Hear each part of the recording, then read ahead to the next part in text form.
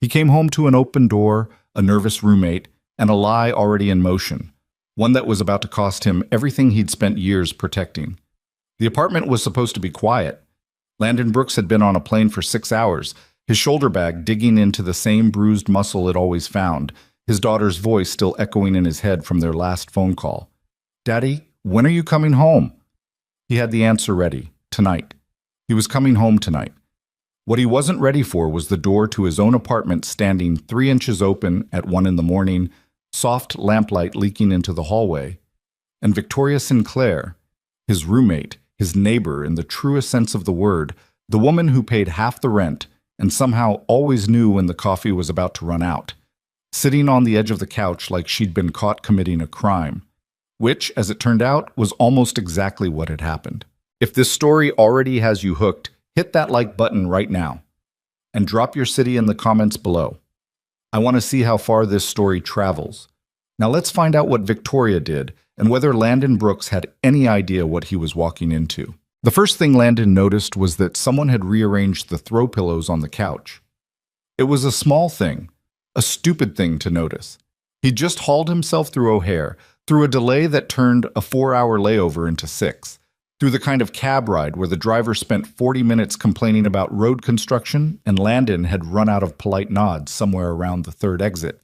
His feet hurt, his back hurt. He had a deadline on Monday morning and exactly 0 brain cells left for processing anything more complicated than finding his bed. But the throw pillows, those green and yellow ones that lived in a permanent pile in the corner of the couch because neither of them ever actually used them for anything, had been arranged, stacked neatly, like someone was trying to make the place look intentional. He stood in the doorway for a second longer than he needed to. Victoria was sitting at the far end of the couch, her knees pressed together, her hands wrapped around a mug she wasn't drinking from.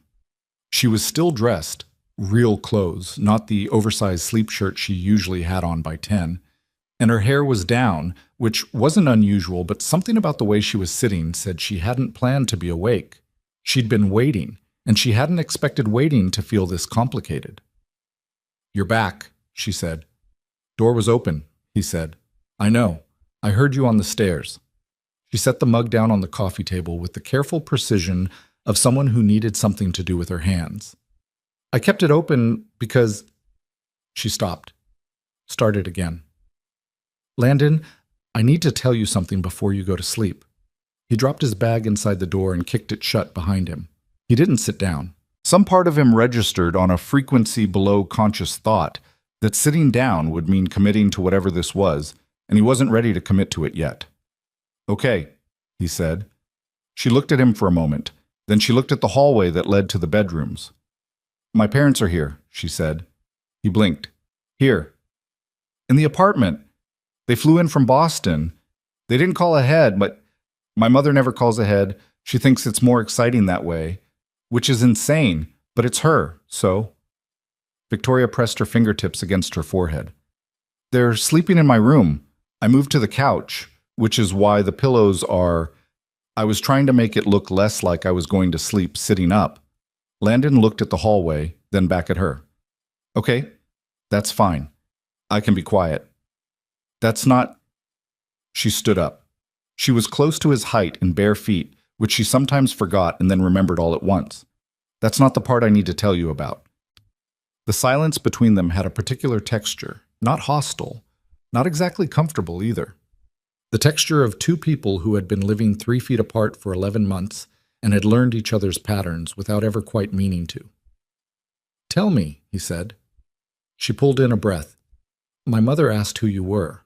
When they got here, she saw your stuff, your jacket on the hook, your daughter's drawing on the fridge, the coffee maker that's obviously yours because it's twice the size of anything a normal person needs.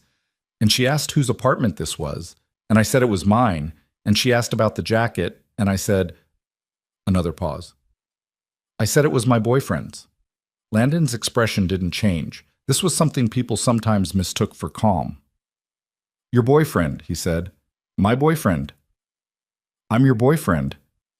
"You are, according to the story I've been telling for the last 3 hours. She held his gaze. She was embarrassed. He could see that. But there was something harder underneath it. a kind of brace for impact steadiness that he associated with people who had spent a long time weathering things they didn't fully choose. I know this is completely out of line. I know I had no right to do that. But my mother walked in and immediately started talking about Daniel. That's my ex, I think I mentioned him. And how she'd run into his mother at a charity thing, and apparently he's been asking about me. And she just had this look, Landon. Like the whole visit was already a setup, like she'd been planning it. And I panicked.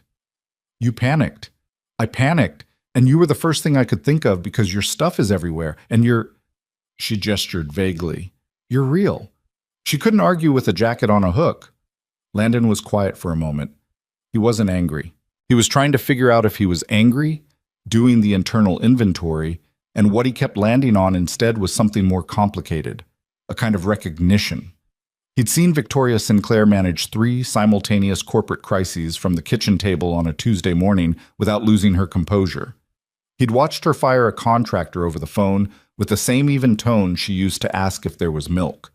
The woman he'd spent 11 months learning the rhythms of was not, as a rule, someone who panicked, which meant this, whatever this was about her parents, about this Daniel, went somewhere deeper than she usually let things go. What does she think my name is? He asked. Victoria blinked. What? Your mother. What does she think my name is? Landon. I used your real name. I didn't build some whole elaborate fiction. I just said you were my boyfriend and you were out of town for work and you'd be back tonight. And in the morning? In the morning, they're going to want to have breakfast. With me. With you. She looked at him steadily. I'm not going to force you to do this. If you say no right now, I'll figure something out. I'll tell them we broke up tonight. I'll tell them you had a work emergency. I will deal with whatever fallout comes from that, and I won't hold it against you. She paused. But I wanted to ask, because asking seemed better than just springing it. Unlike what you did with your mother. Unlike what I did with my mother. Yes. Landon picked his bag back up, set it back down, which was not a decision so much as something his hands did while his brain caught up. The apartment was quiet. Down the hall, behind Victoria's closed bedroom door, her parents were sleeping. His daughter was at his mother's place across town, and she would be there until Sunday, and his week had been 6 consecutive days of client calls and bad hotel Wi-Fi, and a project that kept expanding at the edges no matter how many times he trimmed it. He should say no. The calculation was extremely simple. Tell me about Daniel, he said. Victoria sat back down on the couch. She picked up the mug again, seemed to remember it was cold, put it back. We were together for 3 years. He's from money, old money, the kind that comes with opinions about what you're supposed to do with your life. We got engaged, and then about 8 months into the engagement, I started actually looking at the life we were building together, and I realized, she paused, choosing the word carefully. I realized it was his life. I was just the person living in it. She shrugged, a small movement. I called off the engagement. He did not take it well. His mother and my mother are friends, which meant the fallout was social in a way that just kept going. 2 years later, and it apparently hasn't stopped. And your mother wants you back with him. My mother wants me settled. Daniel is her definition of settled. Victoria looked up at him. She thinks what I've built means nothing if I do it alone. She doesn't say it that way, but that's what she means. Landon looked at her for a long moment. Outside, a cab went by. The refrigerator hummed. You're not going to tell me what to do, he said. It wasn't a question. No, she said. It's your choice. He nodded slowly. Okay, here's what I need to know. How long are they staying? They're flying back Sunday evening. It's Friday night. Saturday morning, technically. So 2 days. 2 days. He picked up his bag again, this time with purpose. I'm going to sleep. We'll figure out the details tomorrow before they're up. He started toward his room, then stopped. One thing. She looked at him. Next time you tell your mother I'm your boyfriend, maybe give me a heads up before I've been sitting in an airport for 6 hours. Victoria exhaled, not quite a laugh, but something adjacent to it. Noted. He went to his room. He did not figure out immediately why he'd said yes.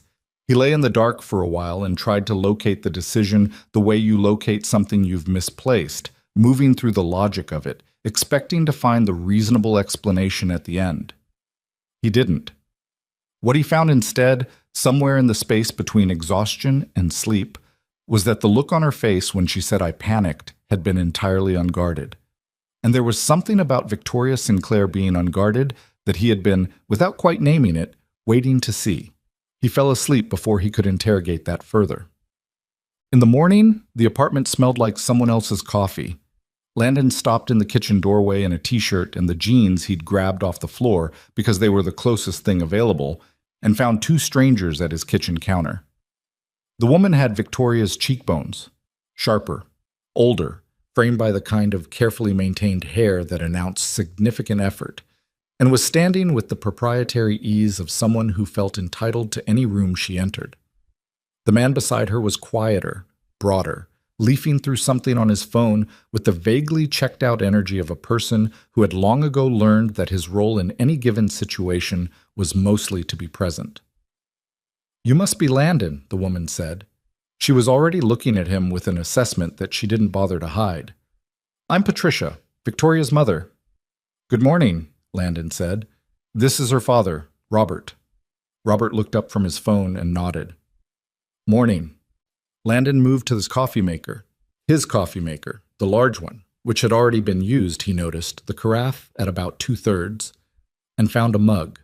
Behind him, he heard the door to the bathroom open, which meant Victoria was up, which meant he had approximately 6 seconds before this became a performance.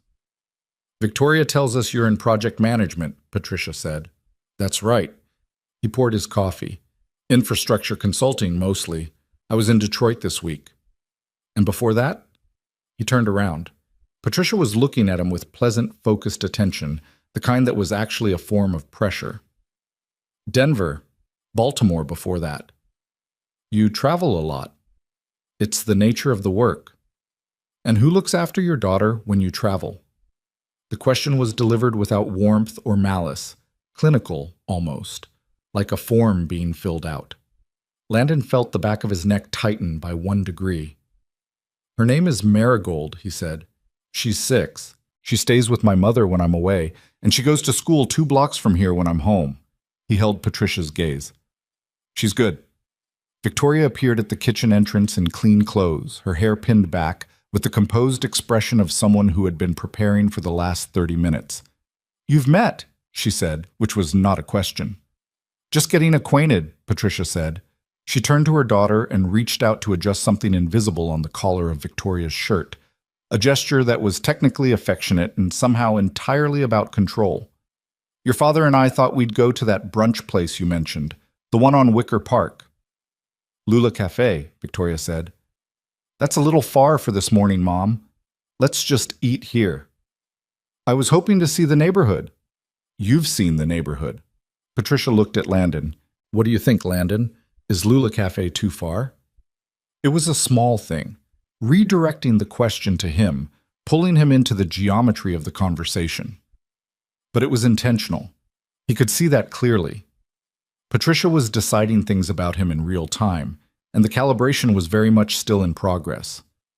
"I think it depends on whether we want to deal with the Saturday wait," he said. "They're usually backed up an hour by 9. There's a place on Milwaukee that's just as good and half the distance." Victoria looked at him with something brief and grateful. Patricia considered this. "Fine," she said. "We'll try your suggestion." Robert put his phone in his pocket and said, for the first time, something that wasn't a single word. "I'd like to try the eggs." Everyone looked at him. "They always have good eggs at these places," he said. "Then eggs it is," Landon said. The place on Milwaukee was called Hendricks and Company, and it was the kind of neighborhood spot that had survived 2 rounds of gentrification by being consistently excellent without trying to be anything more than what it was. Mismatched chairs, a chalkboard menu, the particular warmth of a room that was always slightly too full. Landon had been coming here for 3 years. The woman at the host stand, a tall Jamaican woman named Claire, who had the memory of an elephant for regulars, saw him walk in and immediately held up 4 fingers. "Your usual table's free," Claire said. "Thanks, Claire."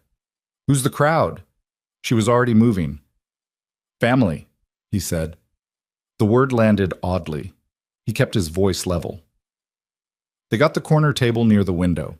Patricia sat across from Victoria. Robert sat across from Landon. The menus came, and for a few minutes the table had the particular piece of people performing the act of choosing food. A temporary truce. How long have you two been living together? Patricia asked, without looking up from her menu. Victoria answered without hesitation. 8 months. And before that you were, what, dating first? We were friends first, Landon said. The living situation came out of convenience that turned into something more. This was, as it happened, almost entirely true. They had been friends first, or something like it. 11 months ago, he'd responded to a Craigslist post about splitting a 2-bedroom in Logan Square, partly because his rent situation had become untenable, and partly because his old place had too many corners that reminded him of being married. Victoria Sinclair had opened the door in a blazer and bare feet, looked at his references for about 30 seconds, and said, "When can you move in?" They'd worked out the logistics of the apartment with the efficiency of two people who were used to managing things, established quiet hours and coffee agreements, and a policy about guests, and somewhere in the ordinary business of sharing space they had become, genuinely, without planning to, something closer than strangers. Whether they'd become something closer than friends was a question Landon had been declining to answer for several months. Convenience, Patricia repeated. She set her menu down. That's an interesting way to describe how a relationship begins. I said the living situation came out of convenience, Landon said. The relationship was something else. Patricia's eyes moved between them. Victoria was looking at her menu. And what does that mean? Something else? Mom, Victoria said. I'm asking. It means, Landon said, that some things don't have a simple origin story. They just start, and by the time you realize they've started, they've already gone somewhere. The table was quiet. Robert was looking at the window. Patricia was looking at Landon. He held her gaze without animosity, just steadily, the way he held most things. That's almost poetic, Patricia said. Dad always says I should have been a writer, he said. I tell him the money's better in infrastructure. Robert laughed. It was unexpected, a genuine bark of amusement that seemed to surprise even him, and it cracked something in the surface of the morning. Victoria looked at her father with a warmth that Landon caught in his peripheral vision. He filed it away. The food came and the conversation loosened. Robert did, in fact, order eggs, a proper skillet with sausage and a side of toast, and ate them with the uncomplicated satisfaction of a man whose requirements were straightforward. Patricia asked about Landon's work with a continued directness that he understood was not hostility, but rather her particular mode of attention. She was a woman who had formed opinions before she had information, and she was now acquiring information to see if the opinions required adjustment. He found this on some level recognizable. He'd known people like this. He answered her questions the way he'd learned to answer difficult client questions, straight, without embellishment, without defensive hedging, where he'd grown up, what had happened with his marriage, what it was actually like to be a single father at 32. You said your ex-wife left, Patricia said. What does that mean for your daughter? Does she see her mother? Patricia, Robert said in the tone of a man who had issued this particular warning before and held no particular hope. She sees her mother, Landon said. It's managed. It's not perfect, but it works. He paused. Nothing about single parenting is perfect. You just figure out what works, and you do that. Patricia was quiet for a moment. Something moved through her expression, not softening exactly, but adjustment. Victoria's father travels, she said. He was gone most of her childhood. She managed.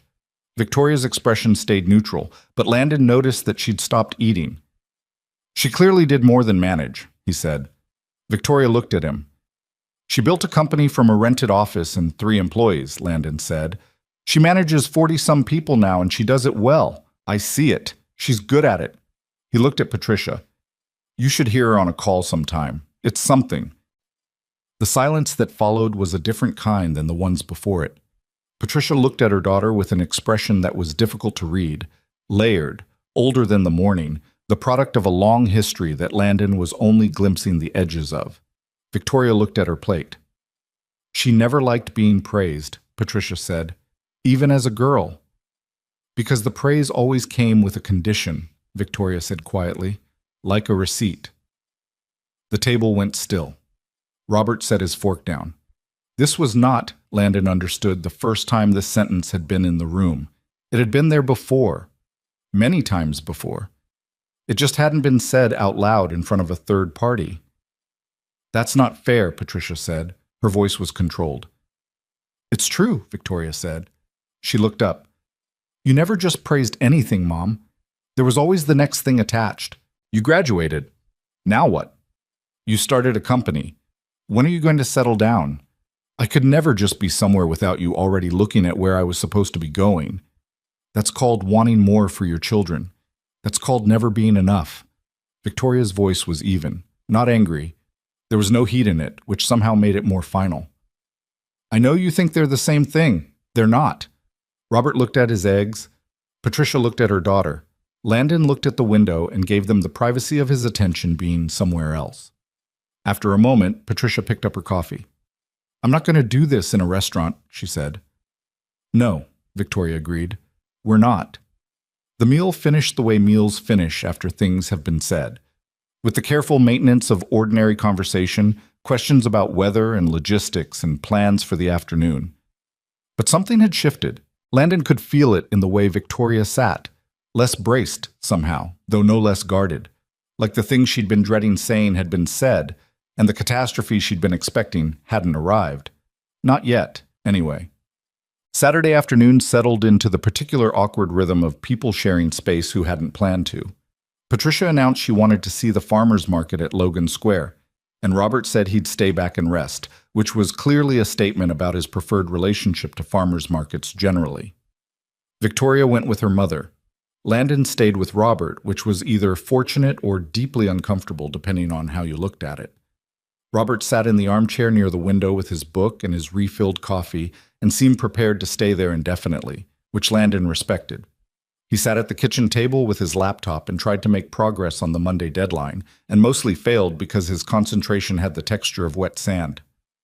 After about an hour, Robert said, without looking up from his book, "How much of it is real?" Landon stopped typing. Robert turned a page.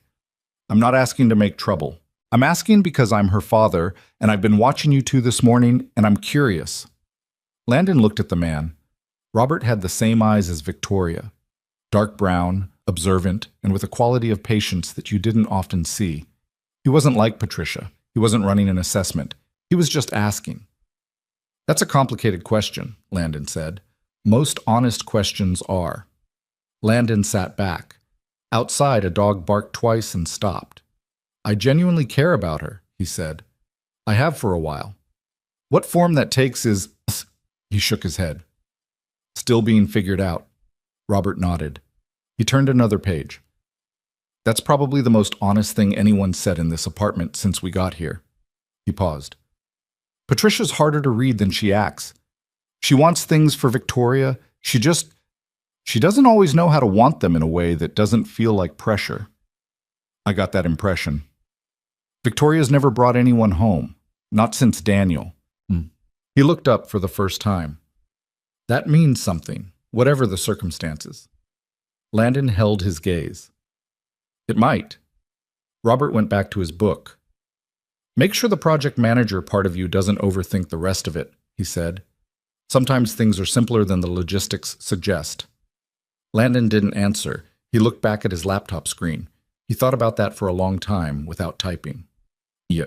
Victoria got back from the farmer's market carrying a paper bag and the particular look of someone who had survived something. "How was it?" Landon asked. "She bought 4 kinds of jam," Victoria said. "She doesn't eat jam." "Stress response?"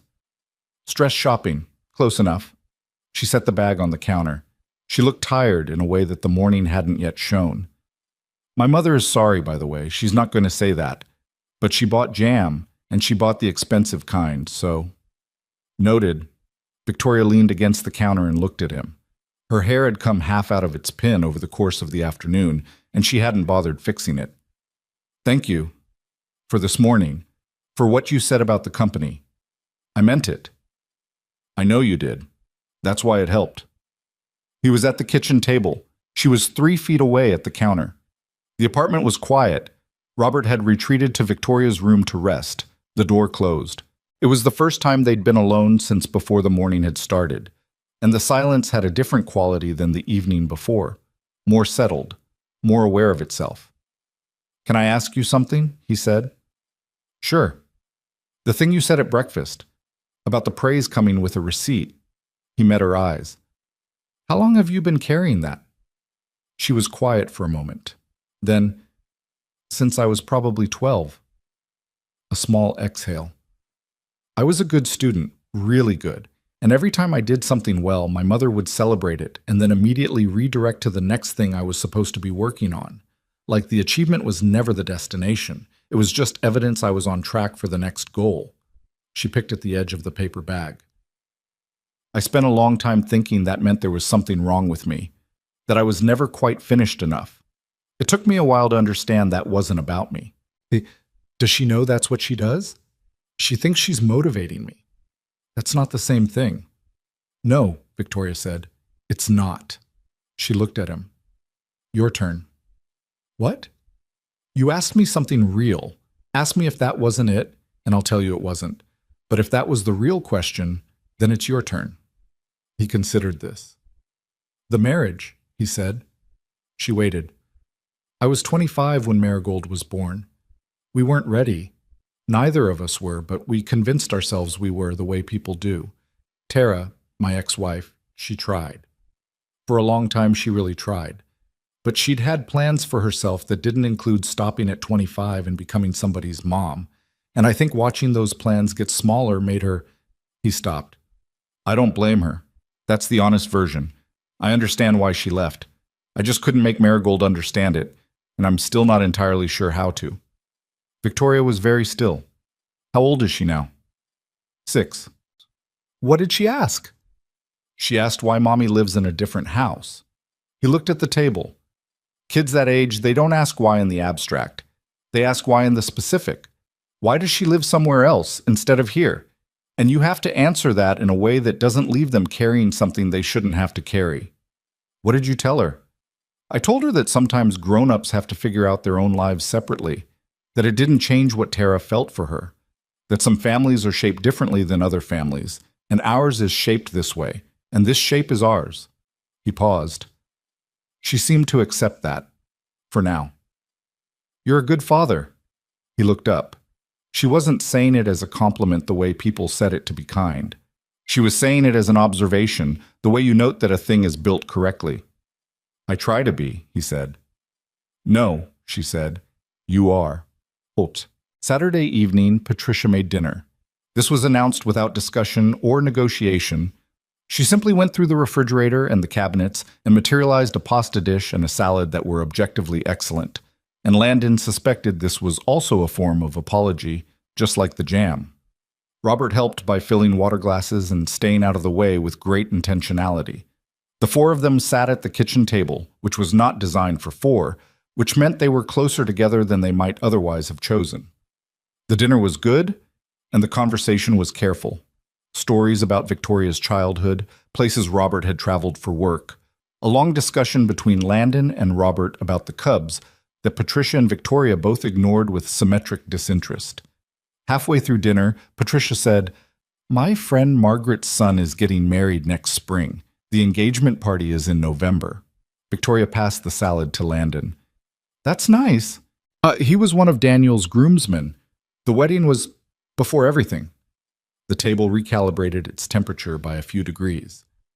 "Daniel asked Margaret's son about you," Patricia continued. "Apparently he's still—" "Mom, I'm just passing along what Margaret told me. I don't want to hear what Daniel's still anything," Victoria said. Her voice was level and final. "I don't want to hear what he's doing or thinking or asking about. I have made that clear. He's doing well for himself. He was always doing well for himself. That was never the problem." Victoria set her fork down. "The problem was that I wasn't allowed to be doing well for myself at the same time. You know that. You watched it." Patricia's jaw tightened. "I watched you walk away from a perfectly good—" "I walked away from a perfectly good cage." Victoria's voice did not rise. "And I am not going back into one. Not for Daniel. Not for you. Not for the sake of what it looks like to Margaret or anyone else." The table was quiet. Outside, a siren passed and faded. Robert said quietly, "Patricia." Patricia looked at her husband. Something moved between them, the compressed private language of a long marriage. She picked up her fork. She ate. She did not bring up Daniel again. Landon, for his part, said nothing. He ate his pasta. Under the table, Victoria's knee was 2 inches from his, and at some point during the silence it moved closer, until they were touching. Not reaching, not intentional, just the proximity of people who had been orbiting each other long enough that the orbit had gotten smaller. He did not move away. Neither did she. Later that night, after her parents had gone to bed, Victoria found him on the small balcony off the living room. He was out there with a beer, watching the street below. Logan Square on a Saturday night. Groups of people moving between bars, someone's music from an open window. The ordinary, dense life of a city that never fully went quiet. She sat in the other chair without asking. He didn't turn. "You okay?" "I'm okay." She pulled her knees up. She'd changed into the oversized sleep shirt finally, the one she usually had on by 10. "I'm sorry about dinner." "Don't be. It always goes there. I always think this time it won't, and it always does." "Because she's still trying to solve a problem that isn't yours to solve," he said. "She wants to fix something in you that isn't broken." Victoria looked at him. "The thing with Daniel," he said. "She's scared. Not of you being alone, but she's scared of what it means that you made a choice that looked like loss. Because if you could do that, choose the smaller, harder thing over the easier, bigger thing, then maybe the choices she made look different." She was very quiet. "I'm projecting," he said. "I do that sometimes." "No," she said. "You're not." They sat there for a while. The street noise carried up. Somewhere above them, a neighbor's window closed. "Landon," she said. "Yeah." "Why did you actually say yes? Last night, when I asked?" He was quiet for a moment. He took a drink of his beer. He thought about the throw pillows, about her face when she said I panicked, unguarded and tired, and somehow younger than the face she wore when she was in charge of something. "Because you were scared," he said. "And you asked instead of just expecting." She looked at him for a long time. "That shouldn't be the bar," she said. "It's a higher bar than you think." She turned back to the street. He turned back to the street. The night was warm for the season, the kind of warmth that felt borrowed, like it knew it wasn't supposed to last. "I'm glad you were the one who answered that ad," she said. "The Craigslist thing, 11 months ago. 47 other people answered it. I know. I vetted them all." A pause. "You were the only one who brought your daughter's picture to the meeting." He turned and looked at her. "Framed," she said. "You had it in your bag. It fell out when you were getting your references. You picked it up and you put it in your front pocket instead of back in the bag, like..." She stopped. "Like you wanted her close while you were having an important conversation." He didn't know what to say. "I decided then," she said simply. They sat in the quiet. Below, the city continued being itself, unreduced, unpretty, busy with its own continuance. Landon finished his beer. Victoria sat with her knees to her chest and her hair loose, and her face pointed at something in the middle distance that wasn't the street. He did not examine what he was feeling. Not yet. There was more weekend to get through first, but he sat with it anyway, the way you sit with a thing that is real before you know its name. Sunday morning arrived with the sound of Patricia making coffee and the particular weight of a weekend that was almost over. Landon woke early, before anyone else, and stood in the kitchen drinking the first cup in the quiet of a house that belonged to him the way houses belong to people who have organized their lives into them over time, incrementally, without ceremony, until the arrangement is simply what home means. He thought about Marigold, who he'd talked to on the phone yesterday afternoon in his room while the family was occupied, who had told him at great and enthusiastic length about a frog she had named Gerald, who lived near his mother's back porch. He was still thinking about Gerald the frog when Patricia appeared in the kitchen in a robe, moving with the careful quiet of a woman who was aware she was a guest in someone else's space, which was, he thought, probably new for her. She looked at him. He looked at her. "There's enough for 2 cups," he said, gesturing at the carafe. She poured herself a mug and stood at the counter across from him, and for a minute neither of them said anything. The morning light was doing the thing it did in this kitchen on clear days, coming through the east window at a long angle, making the ordinary objects on the counter look specific and chosen. "She's happy," Patricia said. I'm not always good at seeing that when it's in front of me, but she is." He didn't respond immediately. He waited, the way you wait when someone is saying something that is costing them something. "I'm not always easy to have as a mother," she said. "I'm aware of that." "I imagine she's not easy to have as a daughter either," he said. "The amount of self she's got. Where do you think that came from?" Patricia looked at him over the rim of her mug. "She pushes back because she learned to," he said. "Someone taught her it was worth doing." Patricia considered this for a long moment. Then she said, "You're clever." "I'm just paying attention." "That's the same thing, mostly." He smiled. She didn't quite smile back, but something in her expression settled. "Don't disappoint her," she said. Not as a threat, as a statement of stakes. "I'll do my best not to." She nodded once and took her coffee to the window. The morning continued around them, ordinary, unresolved, carrying all the things the weekend had put into it forward into the week. And Landon stood in the kitchen that had been his for almost a year, in the life he had built from what remained after the life before it ended, and felt something that had no clean name pressing against the inside of his chest, warm, complicated, and not going anywhere. He didn't try to name it. He just let it be there. Patricia and Robert's cab pulled away from the curb at 4:17 on Sunday afternoon. Landon watched it from the window above the street, one hand on the frame, the curtain pulled back just enough. Victoria stood beside him, close enough that he could feel the small exhale of relief she let out when the cab turned the corner and disappeared. They stood there for a second after. Neither of them moved. "They're gone," he said. "They're gone," she confirmed. Then she walked to the couch, dropped onto it face first, and didn't move. He watched her for a moment. Then he went to the kitchen and poured 2 glasses of water, because that was the kind of thing you did when the weekend had ended and the performance was over and 2 people needed something simple to hold. He set 1 glass on the coffee table near her head. She turned her face sideways, one eye looking at the glass, one eye pressed into the cushion. "That bad?" he said. "It's not bad," she said, the words slightly muffled. "It's just a lot. She's always a lot. Even when she's being decent, she's a lot." She pushed herself up to sitting and reached for the water. "Say, thank you for all of it, the whole weekend." "You already thanked me." "I know. I'm thanking you again." He sat in the armchair. The apartment had a particular quality now, the specific silence of a space returning to itself after being occupied by too many people, the air slowly settling back into its usual arrangement. Someone's forgotten umbrella was propped against the wall near the door. He'd mention it to Victoria later. "Your father's good," he said. She smiled at that, a real one, small and quick. "He is. He learned a long time ago that the easiest way to survive being married to my mother is to be very good at staying out of the way." A pause. "That's not fair to him. He picks his moments. He just doesn't waste them. He told me not to overthink the project management side of things." Victoria turned and looked at him. "What does that mean?"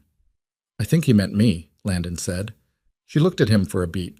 Then she looked at her glass. "He liked you. I could tell. My mother liked you too. She's not going to say that either, but she did. She asked you harder questions than she asks most people, and you didn't flinch." She turned the glass slowly in her hands. "She respects people who don't flinch." "She's not so bad," he said. "She just loves you in the only way she knows, and the way she knows is a lot." Victoria was quiet. Outside, the city was doing its Sunday late afternoon thing. Slower than Saturday, more domestic, the sound of it lower in pitch. Someone a few floors up was playing music that was almost but not quite identifiable. "I keep thinking about what I said at breakfast," she said, "about the receipt." Seemed like it needed to be said. It did. She set the glass down. "It also scared me. I don't usually do that. Say the real thing in front of people." In front of me, he said. She looked at him again. In front of anyone. But, yeah. She tucked one leg under her on the couch. You make it easier than it should be. That's a compliment and also slightly alarming. He laughed. Just a short one, but real. I'll take it. The afternoon moved around them. At some point, Victoria's phone buzzed, and she looked at it and put it face down on the cushion, which meant it was work and she was choosing not to deal with it, which was unusual enough that Landon noticed. She didn't say anything about it. He didn't ask. They sat in the settled quiet the way they'd learned to sit together over 11 months. Not in the absence of things to say, but in the presence of enough comfort that silence didn't require filling. Eventually, she picked up the phone after all and looked at it. He watched her expression shift, something flattening behind the eyes. What? He said. She turned the phone over in her hand. My mother texted. She's already in the cab to the airport. She looked at the screen. She said, and I quote, "He's good for you. Don't make it complicated." Landon was quiet. That's the closest she's ever come to approving of any choice I've made that she didn't suggest first, Victoria said. High bar, he said. Extremely high bar. She set the phone down again. Don't make it complicated, she repeated, to the room more than to him, like she was trying the sentence out, checking its weight. He looked at her. She wasn't looking at him. She was looking at some middle distance that had something in it she was working through alone, which was her way, and he knew her well enough now to let her have it. He got up and went to his room to call Marigold. His daughter answered on the second ring in the way she always answered, at maximum volume, as if the phone might stop working if she didn't use her full voice. Daddy! Hey, Ladybug. Gerald is gone, she announced. We looked everywhere. Gerald the frog? He was on the porch this morning, and then he wasn't. Grandma says he went to find his family, but I think he's just somewhere hiding, and we didn't look good enough. That's probably it. Frogs are good at hiding. Can we look for him when you come home? I'll be there in an hour. An hour is forever. An hour is 60 minutes, and you've survived many of those already. She seemed to consider this philosophically. Daddy? Yeah? Is your trip done now? My trip's been done since Friday. I've been home. Then why aren't you here? He sat on the edge of his bed.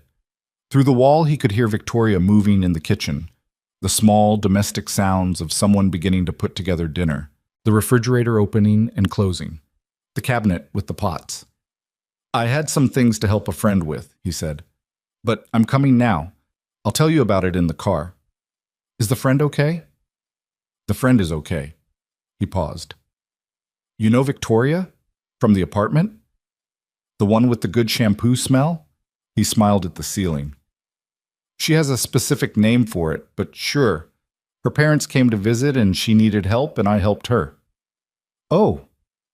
Marigold processed this. Did they have a frog? They did not have a frog. That's sad.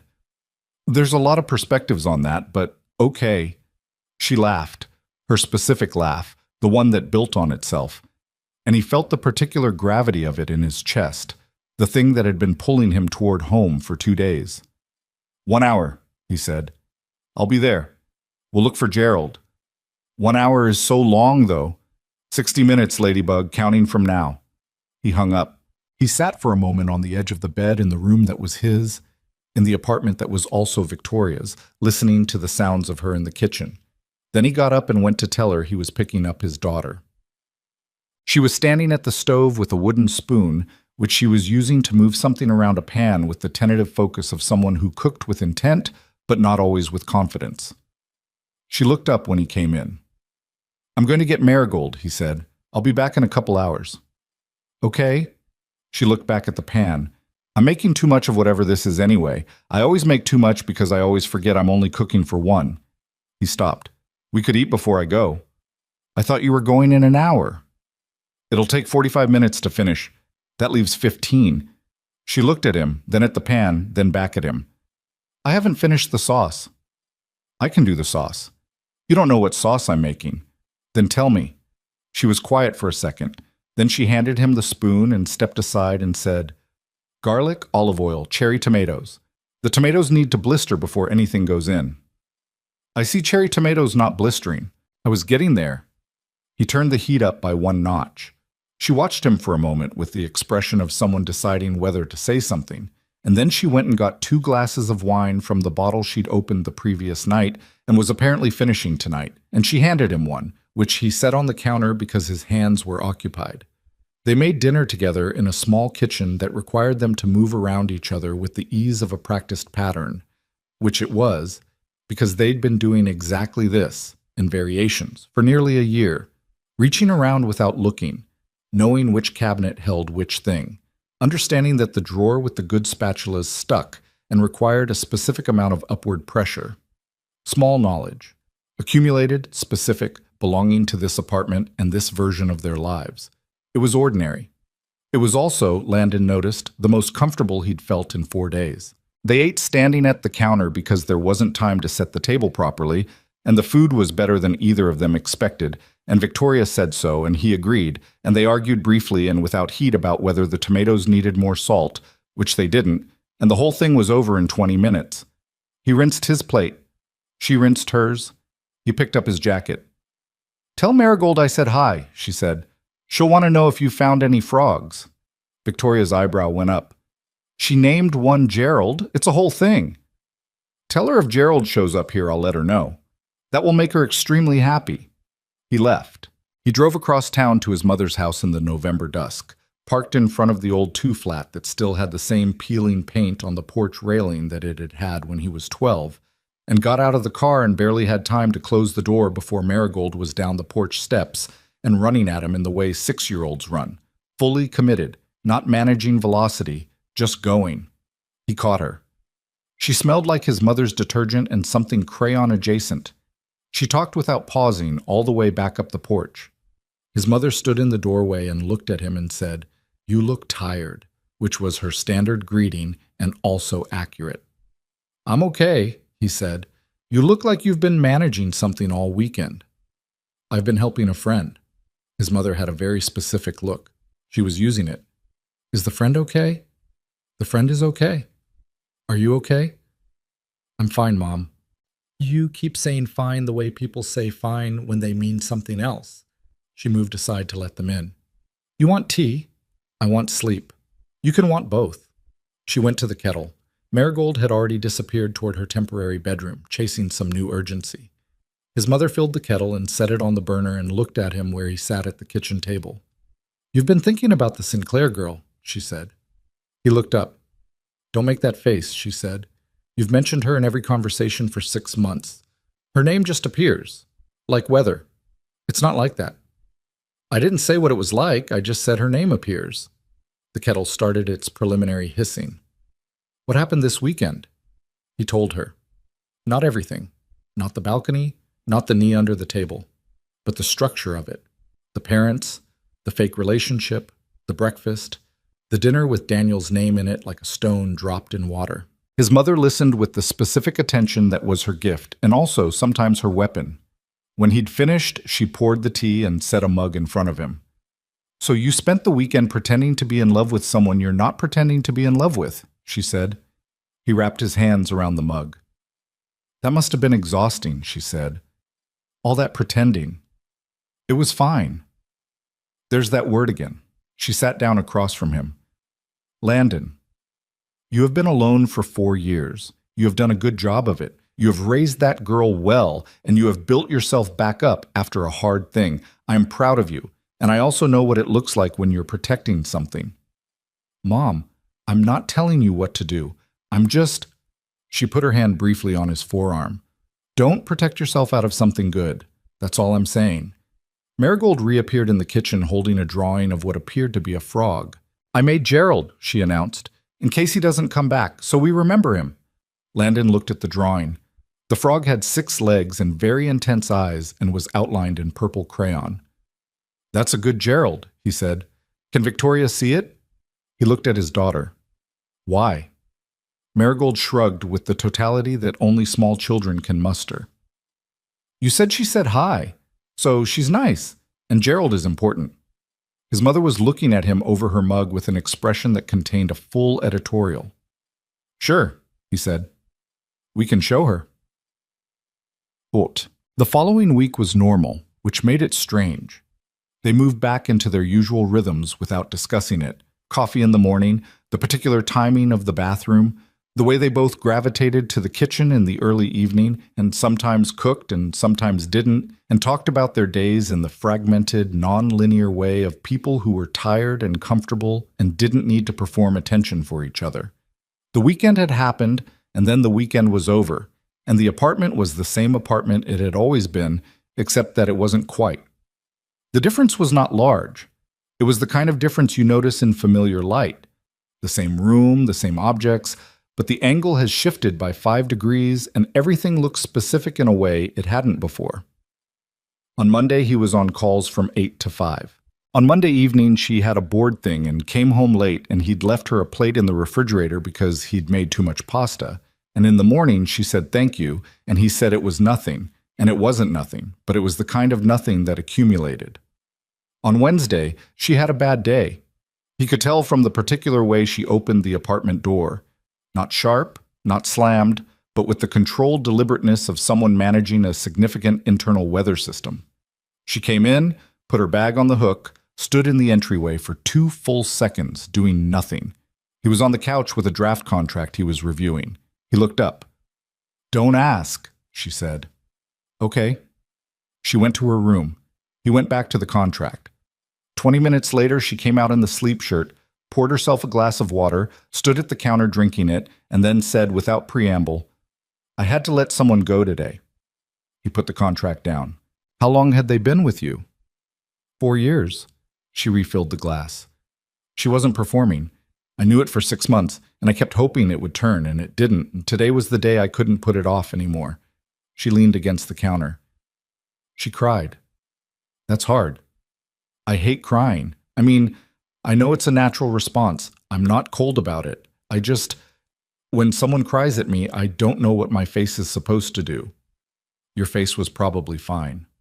My face was probably terrifying. I could feel it going somewhere neutral, and I couldn't stop it. She set the glass down. I gave her a good exit package. I was decent about it. It was still awful. It's supposed to be awful. If it wasn't awful, you'd be the kind of boss no one should work for. She looked at him. Something in her expression eased slightly. "Come sit down," he said. She came and sat at the other end of the couch. Not far. The couch wasn't wide enough for far, but her own end. She pulled her knees up. He picked up the contract and then put it back down because it was clearly not the moment. "Can I ask you something work-related?" she said. "Sure. Do your clients ever push back on your assessments, even when you've given them every reason to trust you? Weekly? How do you deal with it without losing your mind?" He thought about this. "I stopped trying to make them trust me and started showing them the data in a way they could verify themselves. If they can check the work, the trust follows. If it doesn't, then the problem is something else, and it was never going to be solved by my being more convincing." She was quiet for a moment. "My board thinks the Q4 projections are too aggressive." "Are they?" "No, they're accurate. I've been conservative, actually." She tapped her finger against her knee. But 2 of the members, both of whom came in post-Series B, so they weren't there for the build, they look at the numbers and they see ambition, not math. And arguing with someone who's already decided you're being ambitious feels like arguing with the weather, he said. "Yes, exactly." She turned sideways to look at him, one arm over the back of the couch. "What do you do with that?" "I stop arguing. I present the methodology. I let the methodology do the arguing while I talk about something else." He turned to look at her. "You're trying to persuade them out of a feeling by showing them facts. But the feeling is the thing they're actually protecting. Show them that you share the risk." She looked at him steadily. "What does that mean, practically?" "Tie something of yours to it. Show them that if you're wrong, you lose something real. People trust differently when the person presenting the case has skin in the game." She was still looking at him. Her expression had gone thoughtful in the particular way it went when she was filing something, not just considering it, but storing it. "That's actually useful," she said. "I have occasional moments." "Occasional?" "I'm not going to talk myself up." She smiled. "A small one, the kind that happened without advance notice." "Thank you." for the advice, and the... She gestured vaguely at the general situation. Being here. I live here. I know. She looked at him for a moment longer than necessary. That's what I mean. He didn't say anything. She turned back forward on the couch, her knees still up, her shoulder now 3 inches from his. They stayed like that for a while. He picked the contract back up but didn't read it. She looked at the middle distance she was good at looking at when she was processing. This was, he thought, the strange thing about the week. The weekend had moved something, not dramatically, not in the way of scenes and declarations, but in the way of very old ice, the kind that moves so slowly you don't see it shift until you look at where it used to be and realize it's somewhere else now. He was aware of her differently. That was the simplest way to put it. Not newly. The awareness wasn't new, had not been new for a while, was something he'd been managing at a careful distance the way you keep your hands from a hot surface, not because you're afraid of it, but because you understand the nature of the heat. The weekend had made the distance feel different, not smaller necessarily, but less comfortable, less sustainable. On Thursday morning, she left before he was up, which happened sometimes, and she left a sticky note on the coffee maker that said, "Sorry, had to run early. There's grounds already measured."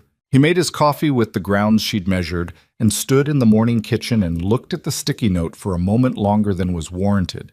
He put it in the recycling. Then he took it out and put it on the counter. He did not examine this. Friday evening, she came home with 2 grocery bags and a specific intention about dinner, which was new. Usually dinner was casual and accumulated, whatever was available, assembled with varying degrees of effort. This was deliberate. He could see the deliberateness in the way she organized the bags on the counter. "What are we making?" he said. "Chicken, with the thing with the capers." "You know a thing with capers?" "I'm learning a thing with capers. I watched 3 videos this week." She started unpacking. "I have been stress cooking in my head all week, and I need to actually do it now." He leaned against the counter. "What are we stress cooking about?" "Board meeting is next Thursday. I'm building the presentation." She handed him a bag of garlic. "Mince this?" "I can mince garlic." "I know you can. That's why I handed it to you." He found the cutting board. She found the skillet.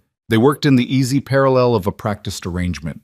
Him at the board, her at the stove, the radio on at a volume low enough to be texture rather than interruption. "The board thing," he said, working the garlic. "Are you using the methodology angle?"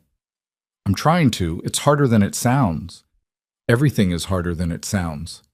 "I keep wanting to just explain myself, make them understand, and you can't do that.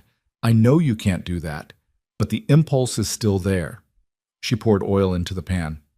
"I'm not good at being doubted." "Nobody is. I'm especially not good at it."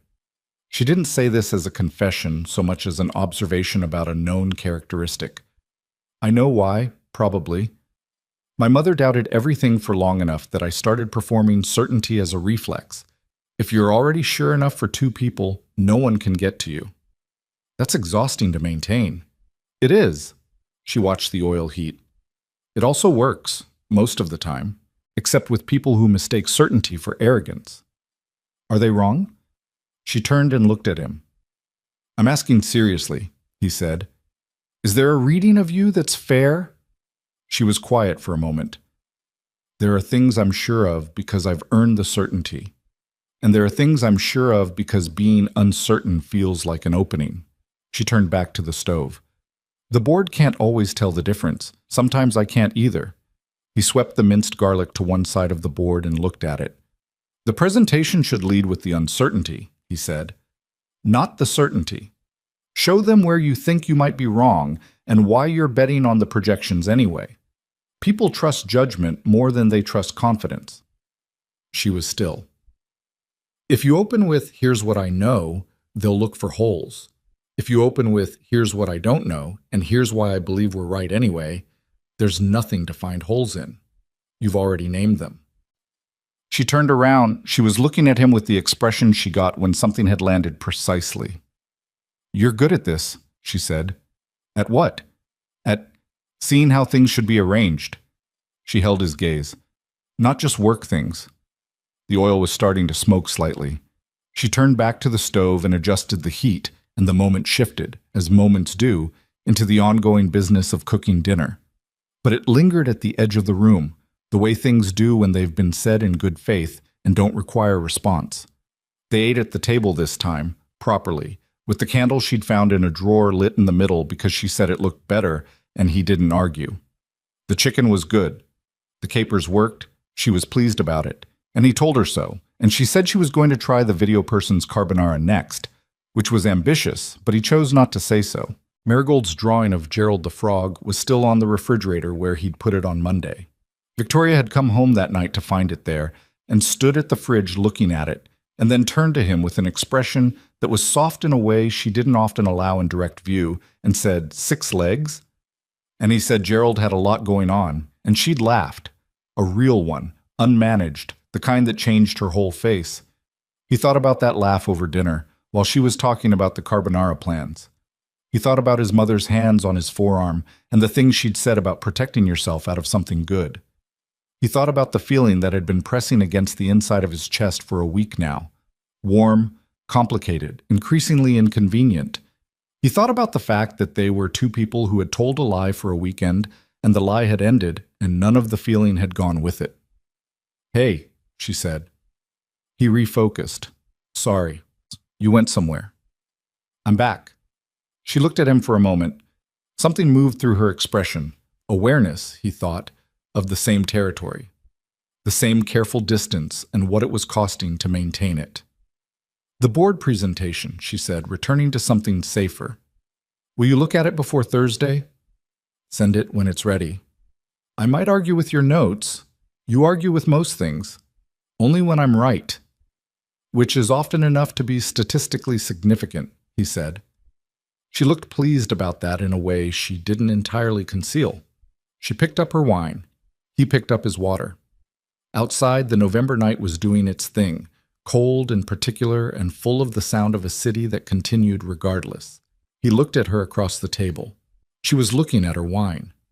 He had the brief, specific thought that this table was the right size, that the candle was in a good position, that there was nowhere else he'd rather be than in this apartment on this evening, with this woman who was not his girlfriend and was also becoming very difficult to think of as simply his roommate.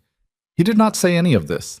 He picked up his fork and went back to the chicken, and the conversation moved forward the way conversations do between people who are in the middle of something they haven't yet named. But it was in the room with them. It had been all week. It wasn't going anywhere. The board presentation went well. Victoria texted him from the elevator on her way out of the building. Just 3 words. They bought it. And he was in a client meeting when it came through, but he felt his phone vibrate and checked it under the table, which he never did, and read it twice before putting the phone away and going back to the conversation about load-bearing infrastructure assessments, with a focus that was slightly less complete than it had been before.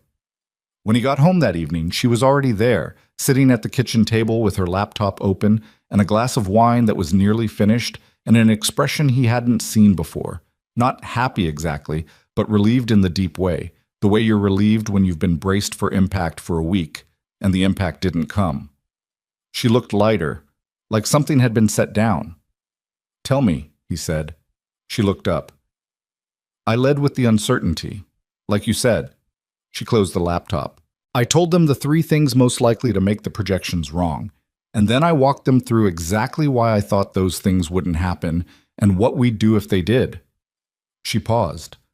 Hartley, the one who's been the most skeptical all quarter, he asked better questions than he's ever asked, like actually engaged questions, because there was nothing to defend against. "That's the whole thing," Landon said. "You took away the opposition and replaced it with a conversation. It felt strange. I kept waiting for the floor to fall out." She turned the wine glass slowly. It didn't. He put his bag down and got his own glass. "I told you. You told me. I'm not going to say you were right in a way that becomes a pattern, but this time, yes. I'll take this time." She smiled at him. He sat down across from her, and for a moment the table between them had the quality it had the Friday before, the candle night, the specific warmth of 2 people who had been talking to each other in the practical register for long enough that the practical had become intimate without either of them planning it. Then her phone rang. She looked at it.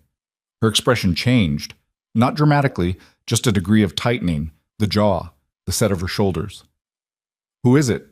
he said, though he understood from the look that he already knew the category. She turned the phone face down. "Daniel." The word sat in the room. "He's called twice this week," she said. "I haven't picked up." Landon was quiet. He turned his glass between his palms. "How did he get back to calling you?" "My mother." She said it flatly, without surprise. She must have said something to Margaret, who said something to him, about the weekend, about... A pause. "About you." "About me." He's not stupid. He knows what it means that I've moved on. It means the calculation he's been running for 2 years, that I'd eventually come back around, doesn't work anymore. She looked at the phone. "So now he's calling. What do you want to do about it?" "I want to not talk to him." She picked up the phone and put it in her bag, out of sight. "Which I'm doing." "That works for right now," Landon said. "Does he take not being called back as an answer?" She looked at him. He didn't, historically. He nodded once. He didn't say anything else about it. It wasn't his problem to solve, and she hadn't asked him to solve it, and he understood those two things clearly. But something had shifted in the room, the lightness of the board meeting relief complicated now by this other thing, this name that kept reappearing like a bill that hadn't been fully settled. They finished the wine. They talked about other things. But Daniel was in the apartment now, not as a presence, but as a problem with edges, and they both knew it. The call came on a Saturday morning 10 days later, while Marigold was at the apartment. This had happened before. Marigold spending Saturday mornings at the apartment, which had started practically when Landon had a work call he couldn't reschedule. And Victoria had offered without being asked, with the pragmatic ease of someone solving a logistics problem rather than doing something kind, even though it was both. Marigold had arrived with her backpack and Gerald's drawing and a box of colored pencils, and Victoria had set her up at the kitchen table with paper and something to drink. And by the time Landon finished his call 45 minutes later, his daughter was explaining at considerable length and with strong conviction why purple was the superior color, and Victoria was listening with what appeared to be genuine interest. That had been 3 weeks ago. The Saturday visits had, without anyone declaring them a pattern, become a pattern. This particular Saturday, Marigold was on the living room floor with a complicated puzzle that was technically for ages 8 and up, which she had announced was not a problem because she was very smart for 6. Victoria was at the kitchen table with the carbonara research she'd been threatening since the week before. Landon was reading on the couch when his phone rang. He looked at the screen. Unknown number, New York area code. "Hello? Is this Landon Brooks?" The voice was male, smooth, the particular smoothness of someone who had been told since early in life that his voice was an asset. "It is," Landon said. "This is Daniel Hargrove. I'm a friend of Victoria's." A beat. "I believe we have some mutual context." Landon looked at Victoria across the room. She was looking at him now, the carbonara video forgotten. "I'm going to put you on speaker," Landon said. "That's not..." He put the phone on speaker and set it on the couch cushion.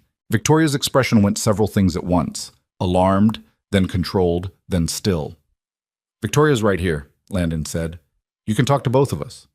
The pause on the other end was brief but specific, the pause of someone recalibrating. "Victoria," Daniel said.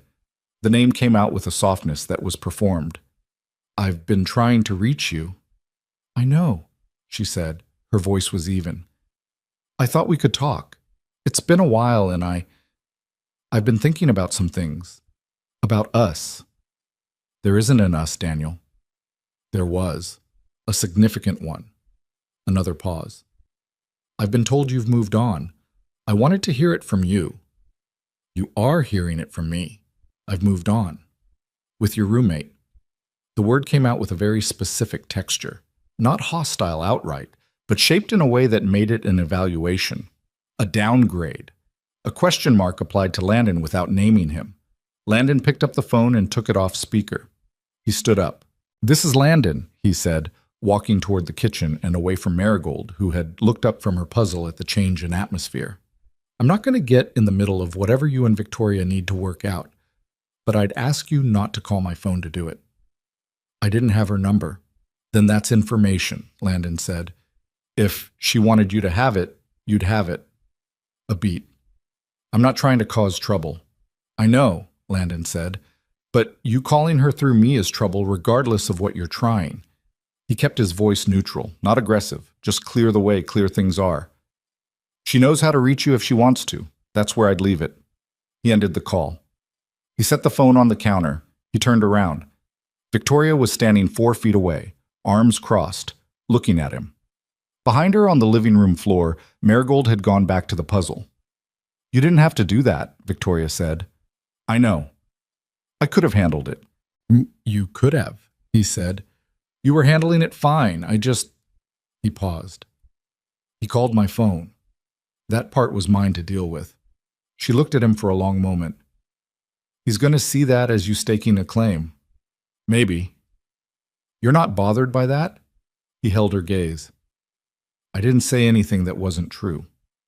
She was very still. He could see her working through the layers of it, what he'd said, what it meant that he'd said it, what it would cost her to say back what she was thinking. Before she could, Marigold called from the living room. The corner pieces are lying. They both turned. Puzzles don't lie, Victoria called back. This one does. The corners don't corner correctly. That means you have the wrong corners. But they look like corners. Victoria looked at Landon. The weight of the moment shifted sideways. She's been at this for an hour, he said. She won't give up, Victoria said. She never gives up. Victoria looked back at his daughter on the floor, who was holding a puzzle piece up to the light with the scientific scrutiny of someone checking for fraud. Something passed through Victoria's face, soft and specific, a feeling that had no name except its own. The middle pieces first, she said, moving toward the living room. Start from the middle and work out. But corners are the edges. The middle pieces have the most detail, so they're the most unique. You find them first, and then the edges follow. She sat down on the floor next to Marigold with the cross-legged ease of someone who had done this before, or who was at least committing to it. Here, find me a piece with the most colors on it. Marigold sorted immediately and with great purpose. This one. Okay, that's your anchor. Everything builds from that. Landon stood in his kitchen doorway and watched his daughter and his roommate sit on the floor and solve a puzzle together, and something turned over in his chest. Quiet, irreversible, the way the season turns. He went back to the couch. He didn't pick up his book. The invitation arrived 2 weeks later. It was from Patricia, which was not what either of them expected. A formal card, actually mailed, the paper stock thick and cream-colored, addressed to both of them, Landon Brooks and Victoria Sinclair, in handwriting that was controlled to the point of being architectural. Victoria stood in the entryway holding it. The Sinclair Family Engagement Brunch, it read, celebrating the engagement of Nathaniel Hargrove and Claire Whitfield. Sunday, December 8th, the Greystone Room at the Ashford Hotel. Nathaniel Hargrove, Landon said, Daniel's younger brother. Victoria set the card on the counter. Who is apparently engaged, and my mother apparently wants us there. She looked at the card. Both of us. She specifically addressed it to both of us. She did. Daniel will be there. He'll be the best man, Victoria said, or close to it. He and Nathaniel are close, the way families with money are close. In public, at events, with people watching. Landon picked the card up and looked at it. The Ashford Hotel. Sunday, December 8th. Less than 3 weeks away. Do you want to go? He said. She looked at him with the expression she wore when a question had been phrased in a way that made the honest answer complicated. I want to support my mother. She's known the Hargroves for years. This is significant to her, and she addressed this to both of us, which means she's... A pause. She's trying, in her way. That's not the same thing as wanting to go. No, Victoria said. It's not. She leaned against the counter. But I think I should. And I think I should go as not alone. She looked at him steadily. I know that's a lot to ask. You're asking me to be your real boyfriend at an event where your fake ex-boyfriend will be watching. She winced slightly. That's one way to frame it. Is it inaccurate? It's very accurate. He set the card down. He was quiet for a moment, not because he was undecided, but because he was trying to understand his own certainty. He'd had 2 weeks of it growing in a direction he couldn't quite face head on. The morning coffee, the puzzle on the floor, the phone call with Daniel, the thing he'd said that wasn't untrue. He had been living alongside something true for months and calling it something else, and the card on the counter with both their names felt, absurdly, like a piece of correspondence from a future that was already in progress. "I'll go," he said. She looked at him. "But I'm not going to pretend anything," he said. "I did that once. I'm not doing it again." She was very still. "What does that mean?" "It means that if we walk into that room together, I'm not playing a character. I'm just there, as whoever I am." He held her gaze. "Is that okay?" She held his gaze for a long moment. Then she said quietly, "Yes." The Ashford Hotel was the kind of place that had been expensive for so long it no longer needed to announce it. Dark wood, high ceilings, staff who moved with the trained unobtrusiveness of people paid to be invisible. The Greystone Room was off the main lobby, a private dining space that held perhaps 60 people, already half filled when they arrived. The sound of it, the measured hum of a certain kind of social class at a certain kind of event. Everyone was dressed in the language of understated money. Victoria was in a dark green dress he hadn't seen before, her hair up, the whole presentation assembled with the CEO precision she applied to things that mattered. She looked composed. She also had a very specific line in her jaw that he recognized as the brace for impact expression, the one from the first night of the weekend, the one that meant she was managing something at depth. He put his hand at her back as they walked in, not as performance, but because it felt like the right thing.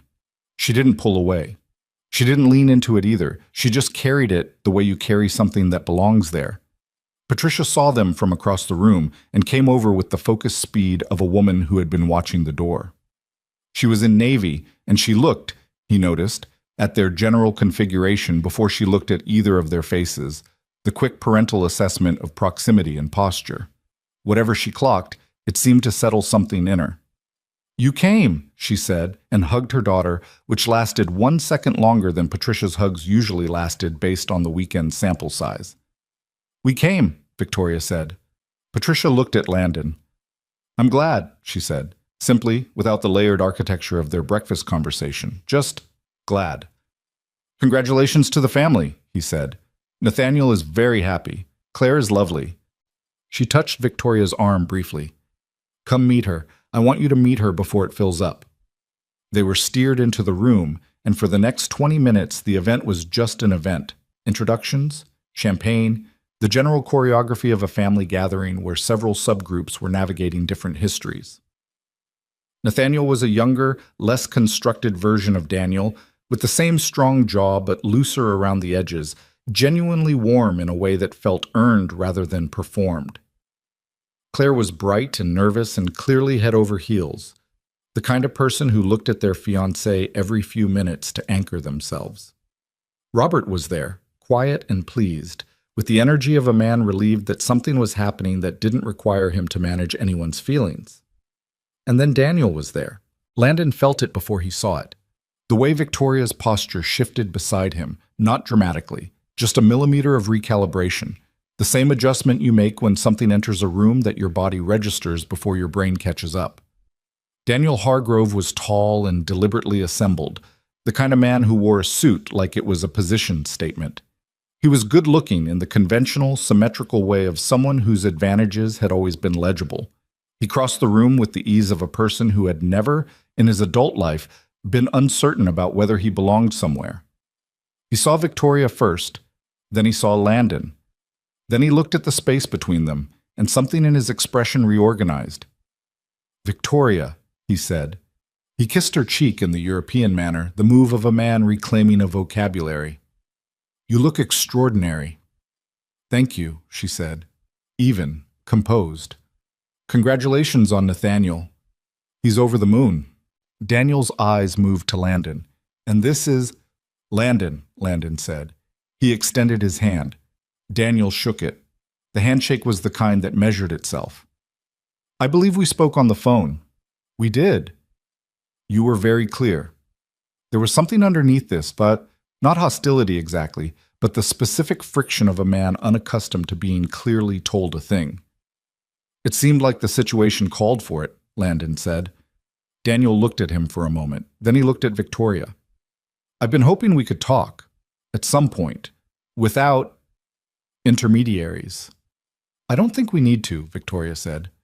Just a few minutes. There are things I'd like to say. Daniel, 5 minutes, he said. I'm not asking for more than that. The table nearby was filling.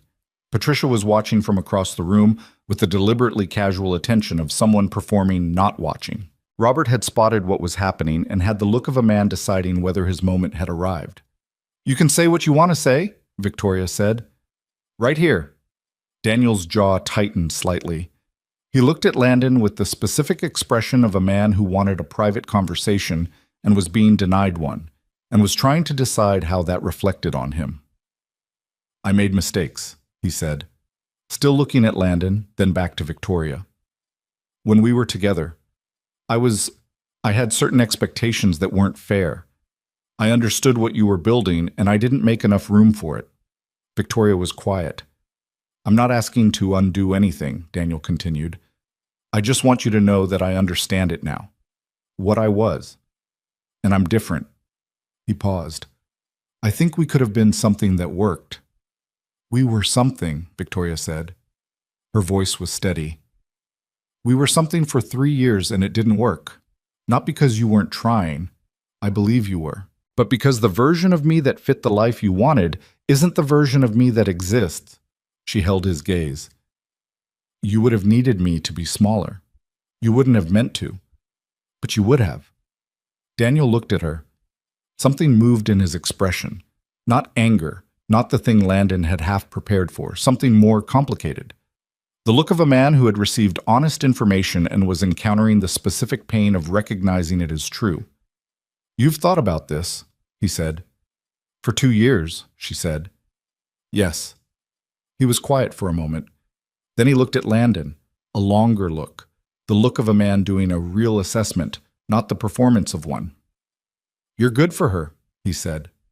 The words came out with effort. The effort made them credible. Landon didn't know what he'd expected Daniel Hargrove to be, but he hadn't expected this. The grace of it, imperfect and visible. The grace of a person saying the true thing in a situation where the easier thing was available. I'm trying to be, Landon said. Daniel nodded once. He looked at Victoria. I wish you well. I mean that. He moved back toward the center of the room. The 3 of them had been in their own world for 5 minutes, and now they were back in the general event, the hum of other conversations rising back around them. And Victoria was exhaling slowly beside him, her shoulder touching his, the green dress and the careful hair, and the exhale of a woman who had just said out loud a thing that had been finished for a long time, but had never been properly closed. You okay? He said. Yeah. She took a breath. Yeah, I am. You said it well. I was terrified. It didn't show. It always shows. She turned to look at him. Her eyes were bright, not with tears, just with the particular brightness of a person who has just spent real courage and is still upright. It just shows in a way most people don't recognize. He looked at her. He looked at her for a moment that was longer than the situation technically required, and in that moment he was aware of everything that had been building since a November weekend when he'd come home to an open door and a nervous woman on a couch. All of it, the coffee and the wine and the sticky note and the puzzle and the phone call and the dinner and the candle and the knee 2 inches from his under a table, and he was aware that they had come to a place that was no longer theoretical. She was looking at him. He said, I need to tell you something. The room continued its hum around them. Glasses clinked. Somewhere behind them, Patricia laughed at something Robert said. Okay, Victoria said. I said on the phone to Daniel, when I told him she knows how to reach you if she wants to. That was... He paused. He was not good at this in the prepared speech way. He was better at it in the doing it way. I should have said that to you first, before I said it to him. I was putting something out there that I hadn't actually asked you about. She was watching him very carefully. I've been... He stopped again. He didn't look away. I've been in the vicinity of this for a while and not saying it because the apartment works and Marigold likes you and I'm 32 years old and I have been wrong about a significant thing before and the cost of that was not mine alone. So I don't move fast on things that matter. He kept her gaze. But I'm not pretending anymore. I can't do the pretending anymore. The room was all around them. They were in it and also entirely separate from it. I'm not asking you to pretend, she said. Her voice was quieter than the room, but he heard it completely. I know, he said. I know you're not. He took a breath. I'm just telling you that what I said to Daniel was real, that I'm not performing a claim, that what's been in the apartment with us for months is something I'm actually feeling. He paused. And I think you know that already. I just wanted to say it clearly. So you have the actual information. Victoria Sinclair looked at him for a long moment. Around them, 60 people moved through the ordinary business of a celebration. Nathaniel and Claire held hands near the far window. Robert had his coffee. Patricia was looking at them from across the room with an expression that she wasn't bothering to conceal. I know, Victoria said. I've known for a while. And? She looked at him with the full directness that was her particular gift and also, he understood, her particular risk. The face she showed when she had decided to stop managing the distance. And I've been waiting, she said, for you to stop being so careful that you talked yourself out of it. He exhaled. Something in him that had been braced for a long time released. I'm done being that careful, he said. Good, she said. It was not a kiss. Not here. Not in this room with her mother 15 feet away and Daniel Hargrove still visible near the bar and 60 people doing the social math of watching. But it was a declaration, clear as anything he'd ever said, and she received it without flinching, which was its own kind of answer. He took her hand. She let him. Her fingers settled against his. Not a gesture for the room, not a performance, just two people reaching the same point from opposite directions and finding it occupied by the other. Across the room, Patricia watched. She looked at their hands. She looked at her daughter's face. She turned to Robert and said something quiet, and Robert, for the second time in 2 months, laughed his unexpected bark of a laugh. The brunch continued. Champagne was poured. Nathaniel made a toast that was brief and sincere and made Claire press her face briefly into his shoulder. The room made the sound of people gathered around something good. Landon stood with Victoria's hand in his, in a room full of other people's occasion, and felt the specific weight of a decision that had already been made. Not in this moment, but in 100 smaller moments before it, accumulated until the accumulated thing became undeniable. She leaned slightly toward him, not dramatically, just the few degrees of a person adjusting to gravity they've stopped resisting. He didn't move away. Outside the tall windows of the Greystone room, the December light was flat and silver and specific to the season, the kind of light that made everything look a little more itself, stripped of the warmth that usually softened the edges. He looked at her profile. She was watching the toast. He thought, this is real, not the performance of it, not the logistics of it, the actual thing, the specific and inconvenient and irreversible fact of it. He held her hand. She held his back. The room moved around them, and they stayed exactly where they were. They didn't talk about it in the cab home, not because there was nothing to say, there was everything to say. The whole accumulated weight of what had happened in the Greystone room sitting between them on the back seat like a third passenger. But the cab driver had the radio on, and the city was doing its December thing outside the windows, gray and bright and indifferent, and sometimes the space right after a real moment needs to be left alone for a while, like a wound that hasn't decided yet whether it's serious. Victoria looked out her window. Landon looked out his. Their hands were no longer touching. They'd separated somewhere between the hotel lobby and the cab door, the transition back to ordinary life requiring ordinary configurations. But the separation had a different quality than it used to. Before, not touching had been the default state. Now it felt like a choice, like something that would have to be chosen again each time, or not. The cab stopped at a light on Michigan Avenue. Christmas lights had gone up on the trees along the median. Small white ones, the kind that didn't try to be impressive, just present. The city at this hour had the feeling of something winding down and gearing up at the same time, the Saturday evening crowd trading out for the Saturday night one. You hungry? He said. She turned from the window. A little. We could stop somewhere. She looked at him. The look lasted 2 seconds longer than the question required. Let's just go home, she said. Home. She said it the way she'd been saying it for 11 months. Naturally, without thinking, the word for the place they both lived. But tonight it landed differently, and he felt her register that it had landed differently, and she looked back out of her window without adjusting it, which was its own kind of statement. The apartment was cold when they got in. They'd left the heat low, December being what it was, and Victoria went straight to the thermostat while Landon hung up his coat and hers and stood for a moment in the entryway doing nothing in particular, the way you stand when you've arrived somewhere and haven't yet decided what arriving means. She came back from the thermostat and they were both in the living room in their good clothes, the apartment warming up around them, the particular silence of a space that was waiting for the people in it to figure out what came next. Do you want tea? He said. I want to talk, she said. He looked at her. Not because something's wrong, she said quickly. I think we should actually do it. Say the things out loud, because I've been in situations before where I thought something was understood, and it wasn't, and then by the time I realized it wasn't, too much had been built on the misunderstanding to fix it easily. She crossed her arms, not defensively, but in the way of someone steadying themselves. I don't want that to happen here. Okay, he said. Okay, she said. She sat on the couch. He sat in the armchair, then reconsidered and moved to the other end of the couch instead, because the armchair felt like a position statement he didn't intend. She watched him relocate without comment. You first, she said. Why me first? Because you started it. He looked at the middle distance for a moment. Outside, the wind moved against the windows. That specific December sound, thin and dry.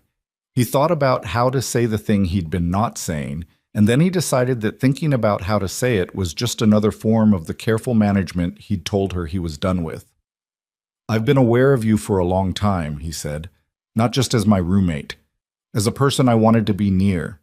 And I've been managing that because, he paused, because I'm a father first. That's not a complaint. It's just the shape of my life. When I make a decision about who I let into my life, I'm making it for two people. And the last time I made that decision badly, Marigold paid part of the cost. So I don't move on feelings without being sure of them.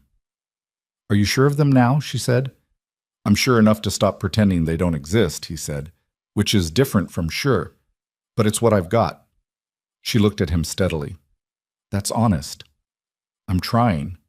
She was quiet for a moment, her hands in her lap, the green dress and the careful hair and the whole assembled presentation of the woman she was in public beginning to relax, slightly, into the woman she was in this apartment.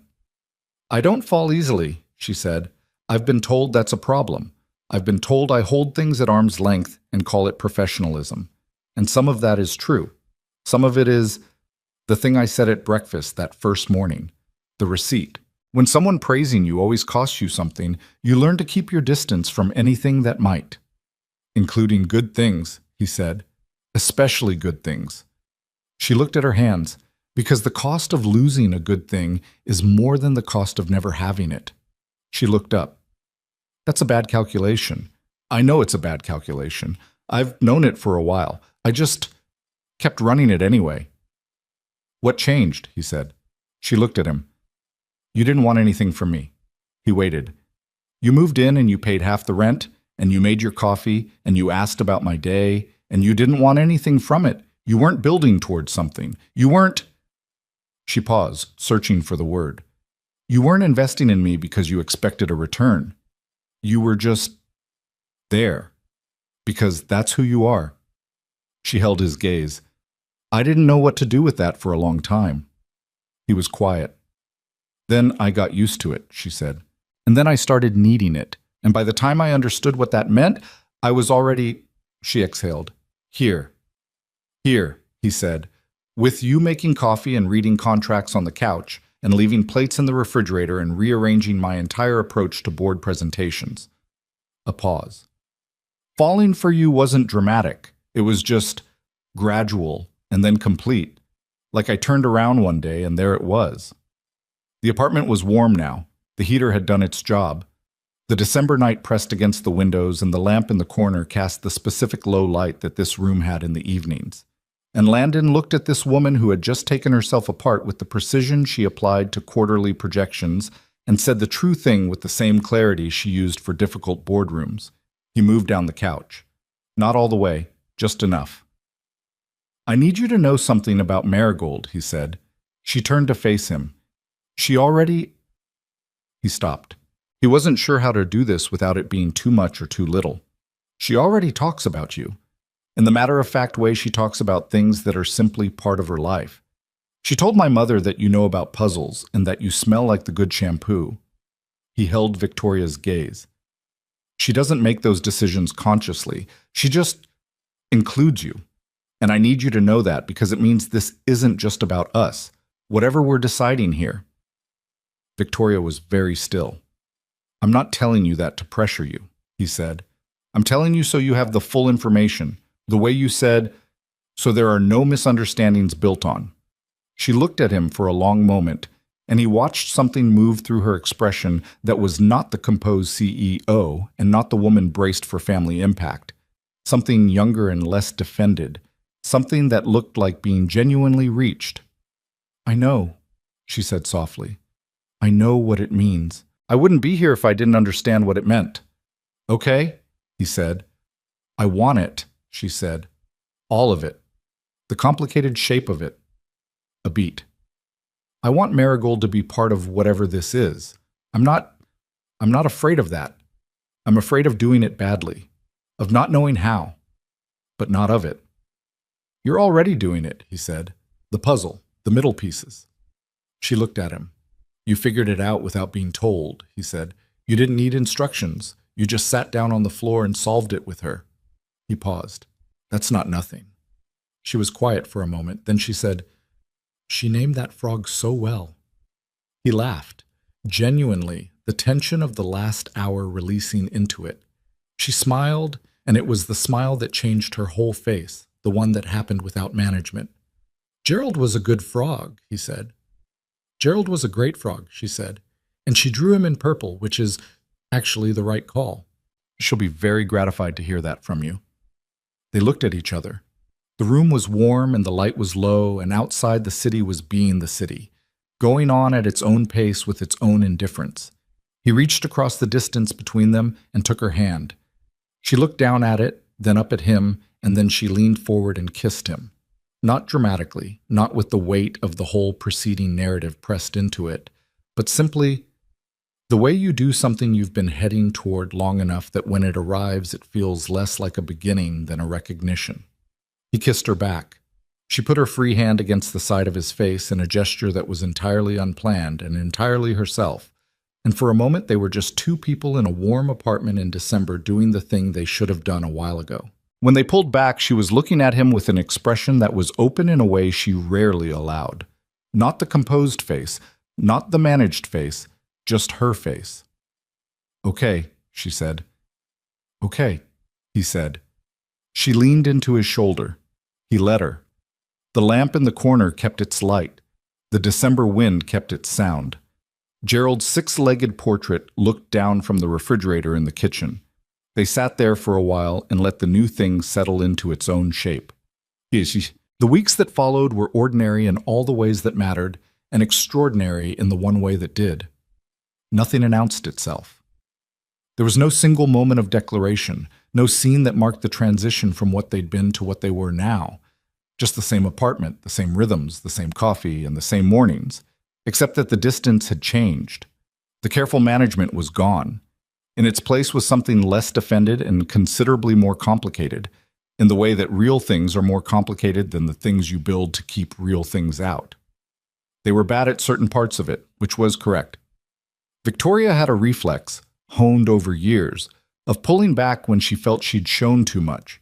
It showed up in small ways, a conversation that went deep, and then a day where she was brisk and preoccupied, re-erecting a wall she'd forgotten to leave up. The first time it happened, 3 days after the couch, Landon noticed it and said nothing, which was the right call. The second time, a week later, he said, "You do this thing." She looked up from her laptop. "What thing?" When something gets real, you work late for 2 days. Her jaw tightened slightly. I have an actual workload. I know. I'm not saying it's not real work. He kept his voice even. I'm just naming the pattern, so you know I see it. She looked at him. The tightness didn't leave her jaw immediately. And what do you expect me to do with that? Nothing, he said. I just wanted you to know I'm not going anywhere because of it. You don't have to manage the distance with me. There's no cost. She was quiet for a long moment. Then she closed the laptop. I'm working on it, she said. I know, he said. I'm not asking you to be fixed. I'm just here. She looked at him with the expression that was still learning how to receive that. Okay, she said. He had his own problems. He woke up some mornings with a specific weight, not about Victoria, but about the architecture of it. The thing his ex-wife had said when she left, phrased with more pain than cruelty, but no less true for that. You make a home, and then you live inside it, and forget to check whether the other person is still there. He'd been working on that since. He didn't always know if he'd made progress. He had a tendency, under pressure, to organize his feelings into logistics, and solve the logistics, and think he'd solved the feelings. He told her this one evening, flat out, because she'd asked why he'd been quiet all day, and he'd started to say work and stopped himself. I'm afraid of getting so good at managing the life that I stopped paying attention to the people in it, he said. She looked at him across the kitchen table. You've been paying attention to me since November. I know. I'm not saying I'm doing it. I'm saying I'm afraid of it. That's different from doing it. I know. She was quiet for a moment. Then we tell each other, she said. When we feel it happening, we don't wait until it's too far. She paused. That's what I should have done with Daniel. I felt it happening, the shrinking, and I didn't say it. I just got smaller and smaller until I couldn't recognize the smaller version of myself. She held his gaze. I'm not doing that again, and I'm not going to let you disappear into logistics while I'm sitting right here. You'll call me on it, he said. Immediately, she said. Probably loudly. That's fair. It's very fair. He smiled. She smiled back. The kitchen table between them had accumulated months of this.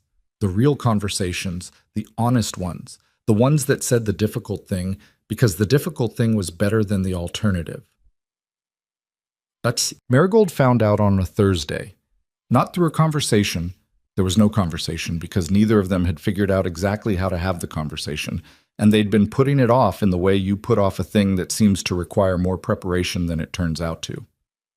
What happened instead was that Marigold came back from school on the Thursday before Christmas break, dropped her backpack by the door, went to the kitchen for a snack, and found Victoria at the counter making the carbonara she'd finally committed to executing, and Landon behind her reading the instructions off her phone because she refused to look at it while cooking because it broke her concentration.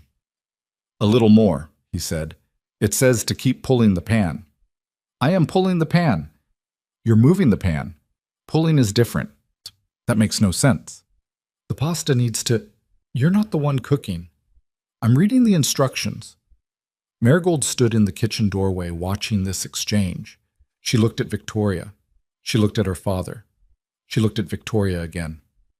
Are you and Daddy together? She asked. They both stopped. The pan was still.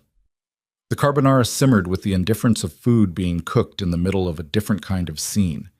Landon looked at his daughter. She was 7 months from 7 years old and had, in her short life, developed the precision of a person who asked questions when she wanted answers rather than attention. She was not asking because she was afraid. She was asking because she'd noticed something and wanted the information. Yeah, Landon said. We are. Marigold nodded slowly. She looked at Victoria. Does that mean you're staying? Victoria set the spoon down. She crouched to Marigold's level with the careful grace of someone who wanted to get this right. I'm not going anywhere, she said. I live here, same as always. That part doesn't change. But the other part changed, Marigold said. The other part changed, Victoria confirmed. Marigold appeared to process this for a moment with the specific philosophical patience of a child running an important calculation. Then she said, Can I have more of the good shampoo for Christmas? The tension in the kitchen dissolved. Landon pressed his hand briefly over his mouth. Victoria's expression cycled through 4 things in 2 seconds and arrived at something that looked like relief. "I'll get you the whole bottle," Victoria said. Marigold nodded, satisfied, and went to the refrigerator for her apple juice. Crisis navigated. Information filed. Life continuing. Landon looked at Victoria from across the kitchen. She was looking at him with the expression she wore when something had gone better than she'd built herself to expect, and there was still a little moisture in her eyes that she was deciding not to acknowledge, and she turned back to the carbonara and picked up the spoon. "Pull," she said. "What?" "You said pulling was different. Show me." He crossed the kitchen and took the pan handle. She stepped aside and watched, and he pulled the pan the way the video wanted, and the sauce moved the way it was supposed to.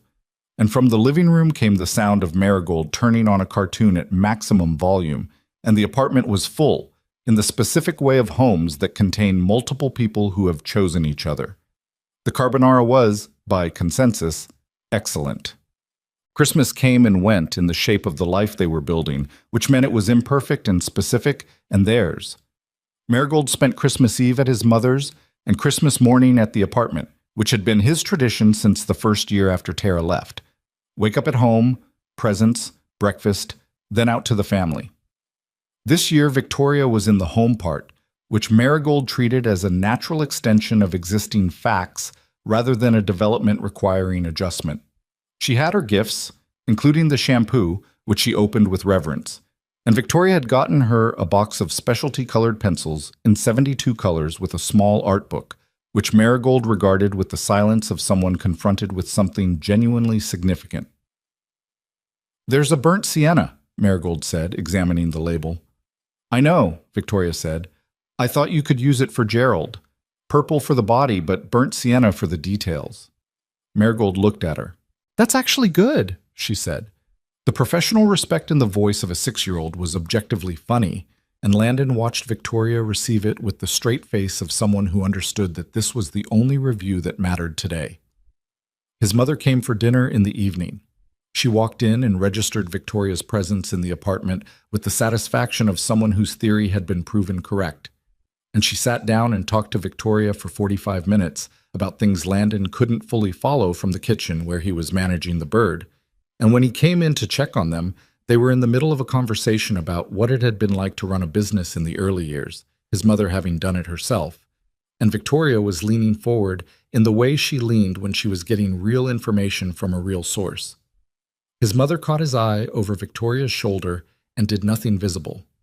She didn't need to. After dinner, after Marigold had fallen asleep on the couch under a blanket and his mother had gone home and the dishes were either done or consciously deferred, he and Victoria stood in the kitchen with the leftovers and the quiet of a day that had been full and was now settling.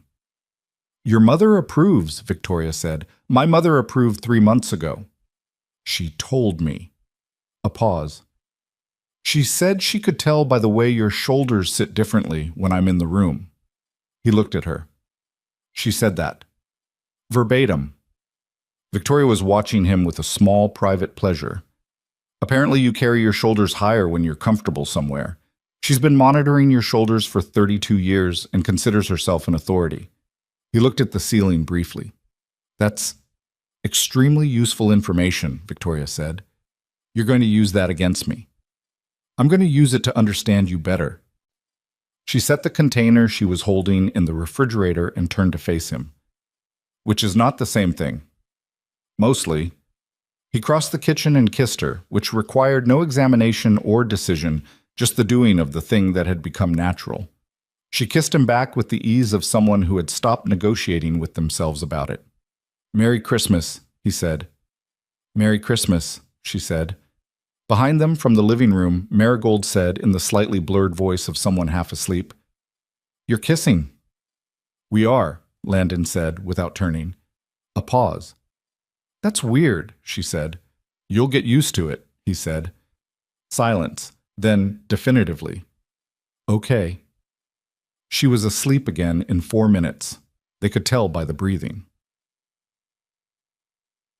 January arrived with the cold that Chicago saved for January, the kind that had opinions about it, and with it came the particular quality of a new year in a life that was changing shape. Victoria was working on something. He noticed it in the way she got quiet about things she was usually direct about. Not evasive, not closed off, but holding something. She had her thinking face on more than usual, the one that appeared when she was running a long calculation that required the kind of focus that crowded other things out. He gave it space. He understood by now that she processed in solitude before she processed out loud, and that the way to get the real version of what she was thinking was to not reach for it before it was ready.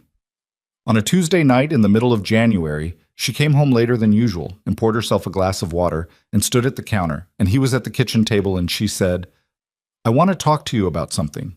He put down what he was reading. "Okay." She turned around and leaned against the counter and looked at him with the direct steadiness she used for important things. "I've been looking at apartments." He waited. "Bigger ones," she said, "in neighborhoods that work for school logistics, with a second bedroom that's big enough to actually be a bedroom and not a closet with ambition." He was very still. "Not because I want to change what we have," she said, reading his expression with the accuracy she'd developed over 14 months. "But because what we have has outgrown the space." She held his gaze. "We are two adults and a child who all live here now, effectively, and this apartment is 900 square feet, and Marigold has been sleeping on a pull-out when she's here 3 nights a week, which is not—" She paused. "She should have a room. Her room. Here. Somewhere she knows is hers." He didn't say anything. "I found a place," she said, "on Wrightwood. 3 bedrooms, real ones. There's a park 2 blocks away, and the school district boundaries work, and it has a kitchen that can fit 2 people in it without someone having to climb over the other." She stopped. "I want to show it to you. I'm not deciding this without you. It's a decision for both of us." The kitchen was quiet. The refrigerator hummed. Gerald the frog looked down with his 6 legs and his purple sincerity. "You've been planning this," he said. "I've been thinking about it. Planning is a strong word. You found a specific apartment. I found a list of specific apartments and narrowed it to one and scheduled a viewing." A pause. "Okay, planning." He looked at her. The woman across from him had spent 11 months being his roommate, 2 months being the person he loved, and somewhere in the quiet of the new year had begun planning a home for the 3 of them, as though it were a natural next step. Not because it was simple, but because she'd decided it was right. And when Victoria Sinclair decided something was right, she moved. "When's the viewing?" he said. "Saturday," she said. 11 in the morning. Marigold could come. She'd want to pick her room." "I know." "She'll pick whatever has the best light." "Then we should hope the best light is also the reasonable choice." He stood up from the table and crossed to where she was standing at the counter and stood close enough that she had to look up slightly. "You were just going to do this," he said. "Figure out the next thing and bring me the answer."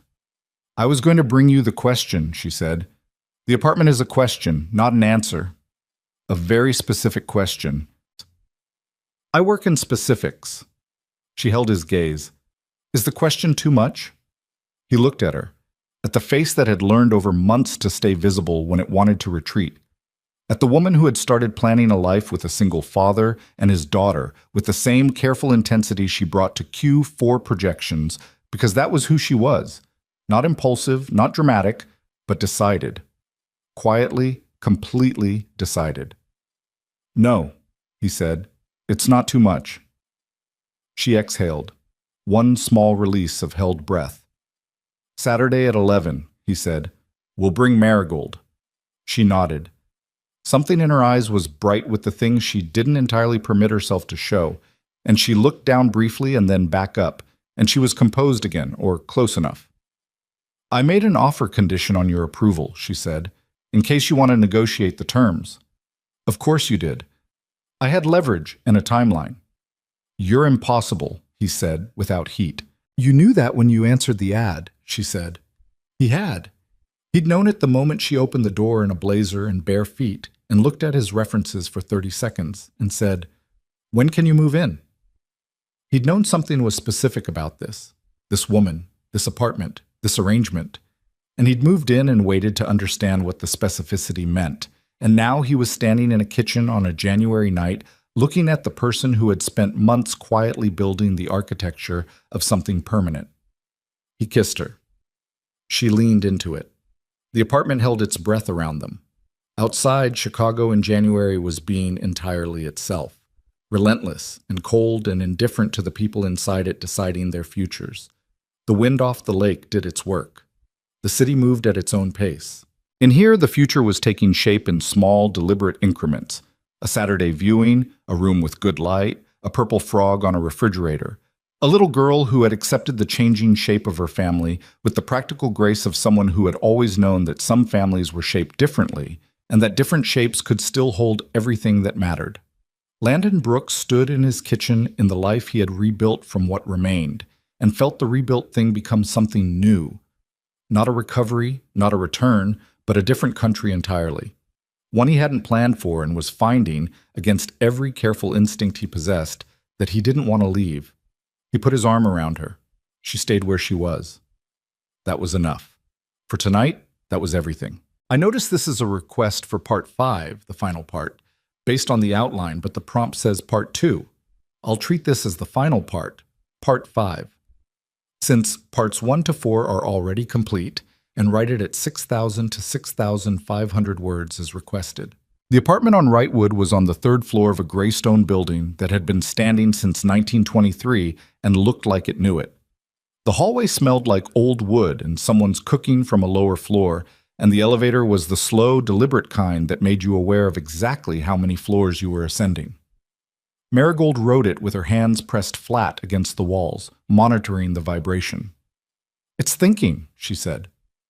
"Elevators don't think," Landon said. "This one does." The elevator stopped. The door opened. Their real estate agent, a compact woman named Sandra, who had the cheerful efficiency of someone who had shown 300 apartments and still found each one interesting, led them down the hall to Unit 3C and unlocked the door and stepped back. Marigold walked in first. She did this without discussion. Just walked past the adults with the authority of someone whose assessment mattered and began a systematic inspection of the space, moving from the entryway into the living room, pausing at the windows, then disappearing around the corner toward the bedrooms. Landon walked in behind her. Victoria came in last and stood just inside the doorway for a moment, her hands in her coat pockets, looking at the room with the particular stillness she got when something was being evaluated seriously. The apartment was bigger than theirs, substantially. The living room had north and east light, a wood floor with the specific dignity of old buildings, and enough wall space to hold a life's worth of accumulated objects without feeling crowded. The kitchen was separate, a real one, with a window above the sink that looked out onto the street below. There was a dining room that wasn't an afterthought. 2 of the bedrooms were at the back. From the back of the apartment, Marigold called, "This one!" They found her in the smaller of the 2 back bedrooms, standing in the center of the room, looking up at the ceiling. The room had a single window on the south wall that let in the flat January light at an angle that made everything in it look considered. "This one?" Landon said. "The light is good," she said in the tone she'd been using since Victoria told her about burnt sienna and good light. She pointed up. "And the ceiling is high." "You're not tall enough to matter about the ceiling," he said. "I will be eventually." Victoria was standing in the doorway looking at the room. Her expression had the brightness in it again, Chuck, the kind she was getting better at not immediately concealing. "Good bones," she said quietly to no one in particular. Sandra appeared behind her and said something about square footage that none of them really heard, because Marigold had already moved to the window and was looking down at the street below with the serious focus of someone surveying a territory. "Can I put my drawing table here?" she said. "By the window?" "If that's the room, sure," Landon said. "It's the room," she said. Decided. Filed. He looked at Victoria. Victoria looked at him. Sandra had the good professional instinct to find something to look at on her clipboard. They put in the offer that afternoon. Victoria handled the mechanics of it with her usual organized precision, going through the documents with Sandra at a coffee shop 2 blocks from the building while Marigold ate a chocolate chip cookie with the focus it deserved, and Landon read through the terms at a pace that was slower than Victoria's but not slower than warranted. "Here," Victoria said, pointing to a clause about the inspection contingency. "I see it.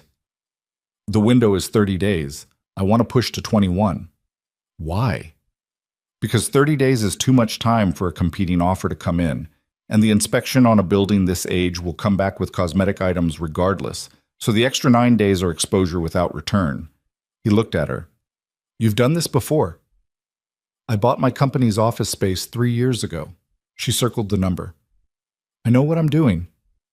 I'm not questioning whether you know what you're doing. You had your skeptical face on. I have a face I use when I'm paying attention, he said. It might look skeptical. She looked at him for a moment.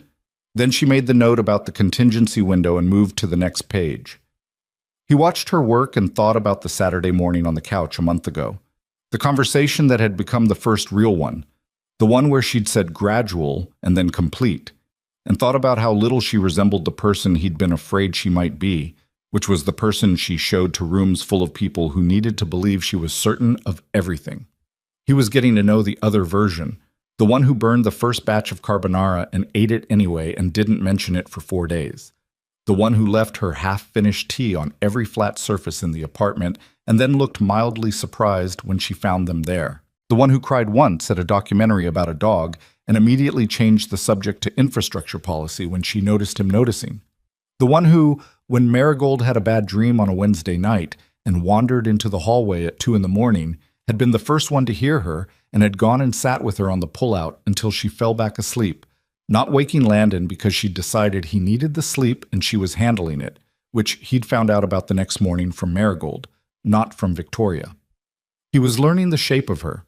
It was irregular in all the right ways. Stop looking at me like that, she said without looking up from the document. Like what? Like you're filing something. Maybe I am. She looked up. He held her gaze. She looked back at the document, but the corner of her mouth had moved. The offer went in at 4 o'clock. Sandra said they'd likely hear by Monday. They drove home in the early dark of a January afternoon, Marigold asleep in the back seat before they'd made it 4 blocks, and Victoria rode with her face toward the passenger window, watching the city go past. And Landon drove and didn't need to fill the silence, because silence between them had stopped being empty a long time ago. They heard on Sunday. The offer was accepted. Victoria got the call in the kitchen and said, "Good, thank you. I'll review the next steps," in her professional voice, and hung up and stood there for a moment and then said, to the general apartment, "They accepted." From the living room, Marigold said, "The room with the good light?" "The room with the good light," Victoria confirmed. Marigold went back to whatever she was drawing. Victoria set the phone on the counter and looked at it, and then looked at Landon, who was in the kitchen doorway, and her expression was the full permission one, the one without management.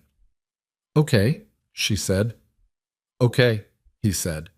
She pressed her lips together briefly, not suppressing something, just feeling it fully before it passed. He crossed the kitchen and put his arms around her, and she let him, and for a moment they stood in the 900-square-foot apartment that had been the home for everything that had happened between them. And he thought about Craigslist and a blazer and bare feet, and the way a person's whole life can be altered by something as small as answering an ad because the rent was too high somewhere else. "We have to tell my mother," she said, into his shoulder. "I know. She's going to have opinions about the neighborhood. She has opinions about everything. She's going to ask about the school. I'll have the information ready." She pulled back and looked at him. "You're going to prepare a briefing document. I'm going to have the relevant facts available." "That's a briefing document." "That's project management." "It's the same—" She stopped. "You know what? Fine. Make the briefing document. She'll respect it."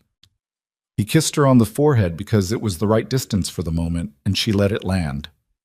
The call to Patricia happened that evening, and it went the way things with Patricia went, which was to say more dimensions than a simple phone call had any business containing, but nothing insurmountable.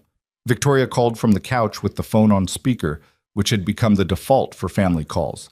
And Landon sat at the other end and was not performing presence.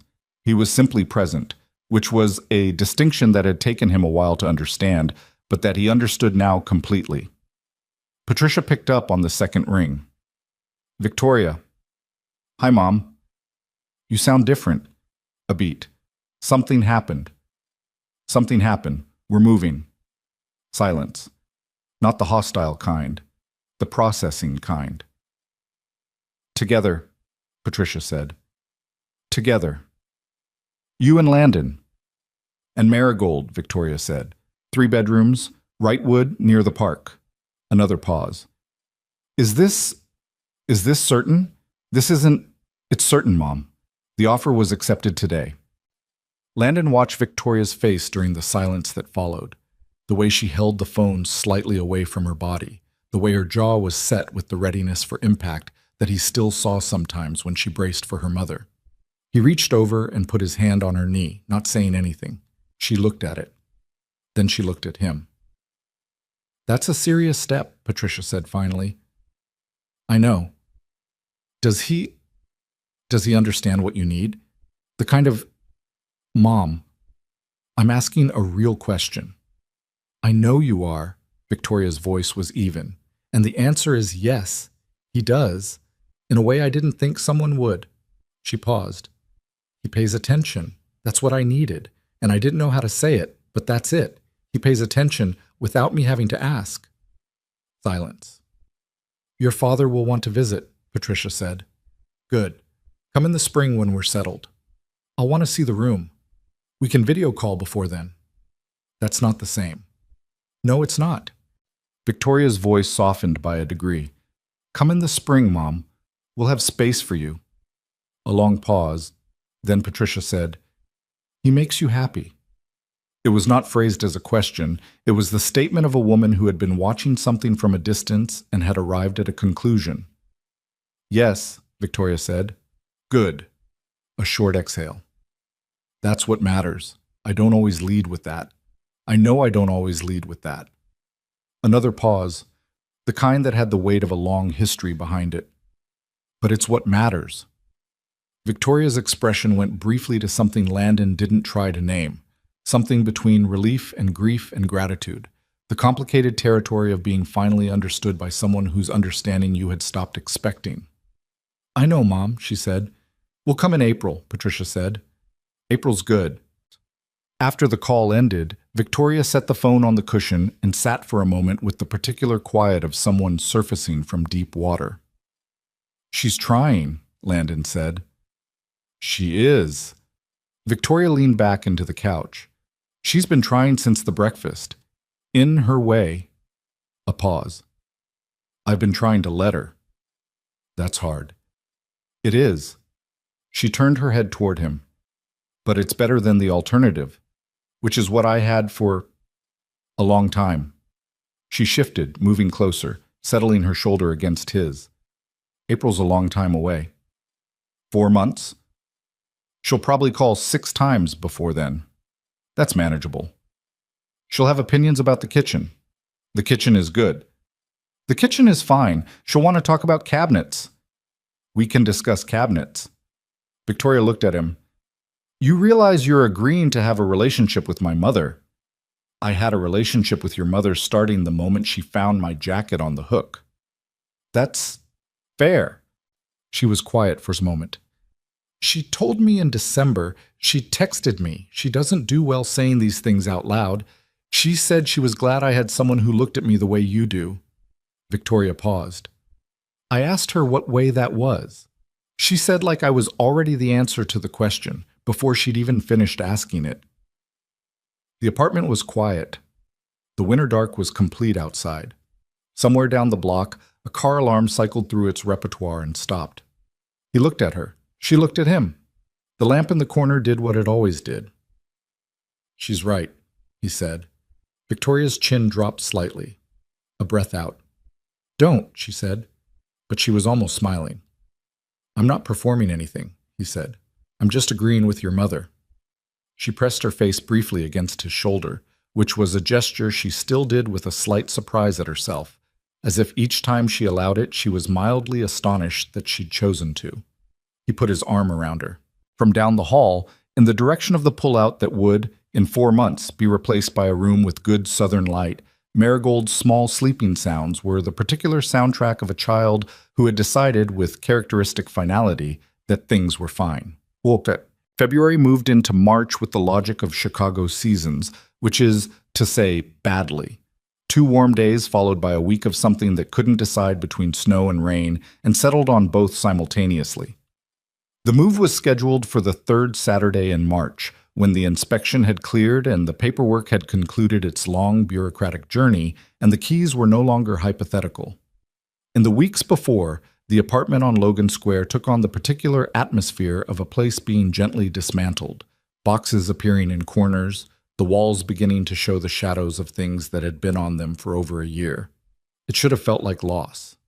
It mostly felt like progress, which was something Landon thought about more than once while taping boxes at 11 o'clock on a weeknight. Victoria packed the way she did most things, with a system, labels on every box.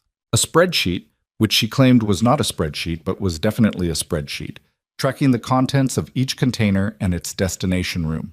He'd teased her about it once, and she'd said, "Do you want to unpack 3 boxes looking for the coffee maker?"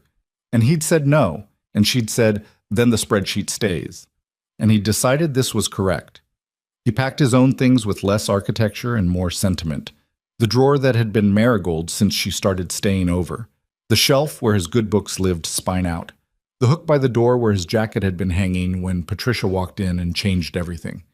He took the hook down from the wall carefully, the small screw resisting, and put it in a box. "What's that?" Victoria asked, leaning in the doorway. "The hook. We have hooks in the new place." "I know." He looked at it for a moment. "But this one started it." She was quiet. She looked at the small brass hook in his hand, and she looked at him, and she said nothing, which was correct, because there was nothing to add to that. She went back to her labeling. He put the hook in the box and marked it Kitchen Miss and moved on.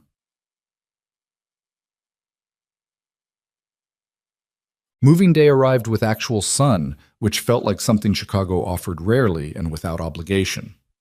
3 of Landon's friends from his old crew, Marcus, Pete, and a large, quiet man named Dwight, who communicated primarily in nods but could carry more than anyone else, showed up at 9 with coffee and the energy of men who had agreed to do manual labor for a friend and were making peace with the decision. Victoria's colleague and closest work friend, a woman named Bree, who had the efficient energy of a former athlete and zero patience for anyone who wasn't, showed up at 9:15 and immediately began telling Marcus how to wrap the kitchen plates more securely, which led to a 15-minute negotiation that ended in a draw. Marigold supervised. She did this from various elevated positions, the back of the couch, the kitchen counter with Landon's hand on her back, pointing out when things were being handled incorrectly. She was particularly vocal about the box containing her art supplies, which she escorted personally to the moving truck. By 2 in the afternoon, Logan Square was empty except for the wall shadows and the particular silence of a place that had been a home and was now a set of clean rooms. Landon stood in the living room for a moment after the last box had gone down. 11 months in this room, the throw pillows in the corner, the balcony where they'd sat in November with the borrowed warmth of a season ending, the couch, where she'd sat at 1 in the morning, waiting for him to come home from Detroit, the door 3 inches open, her face unguarded in a way that had told him everything before she'd said a word. He looked at the wall where Gerald had hung. Marigold had taken the drawing down herself and carried it in her backpack, explaining to anyone who asked that it needed to travel safely. Victoria came in from the hallway. She looked at the empty room. She looked at him. "Okay?" she said. "Yeah," he said. "Yeah, I am." She crossed the room and stood beside him, and they looked at the empty space together for a moment. The room that had been the beginning of something that had become something else. The way most real things become something else if you stay in them long enough. "Good start," she said. "Good start," he agreed. They turned off the light and left. The apartment on Wrightwood received them the way new spaces receive people, blankly, waiting to be impressed. Marcus and Pete and Dwight got the furniture up the thinking elevator in 3 loads. Bree directed the placement of the kitchen boxes with the focus of a military operation and had the kitchen functional before anyone else had finished unloading their assigned area. Marigold went directly to the room with the good light and stood in it with her arms crossed while Dwight assembled her bed frame, monitoring each step with professional gravity. By 7 in the evening, the crew had gone. Marigold was asleep in her new room in the room with good light, and the apartment was in the particular beautiful chaos of a first day. Boxes half opened, furniture at approximate locations, the kitchen mostly functional but the rest of it unresolved. Landon sat on the floor of the living room with his back against the couch they hadn't fully positioned yet, eating pizza from a box because the plates were unpacked, but the paper towels were not, and the calculus had been clear. Victoria sat beside him, not close in the way of performance, but close in the way of people who no longer needed the distance between them. "The shelf goes on the east wall," she said. "Tomorrow." "I know, tomorrow. I'm just—" She gestured at the wall. "I can see it." "You can see the whole room already." "I've been seeing it since January." She took a piece of pizza. "The chair goes there, the lamp there. The good one, not the tall one. The tall one goes in the corner." "Where does the tall one go?" "The corner." "I said the corner." "Which corner?" She pointed. "That corner. That corner has the heater vent." She looked at the corner. She looked at the vent. "Fine. The other corner." "Which other—" "The corner that doesn't have the heater vent, Landon." He ate his pizza. She ate hers. The apartment was quiet in the new space way.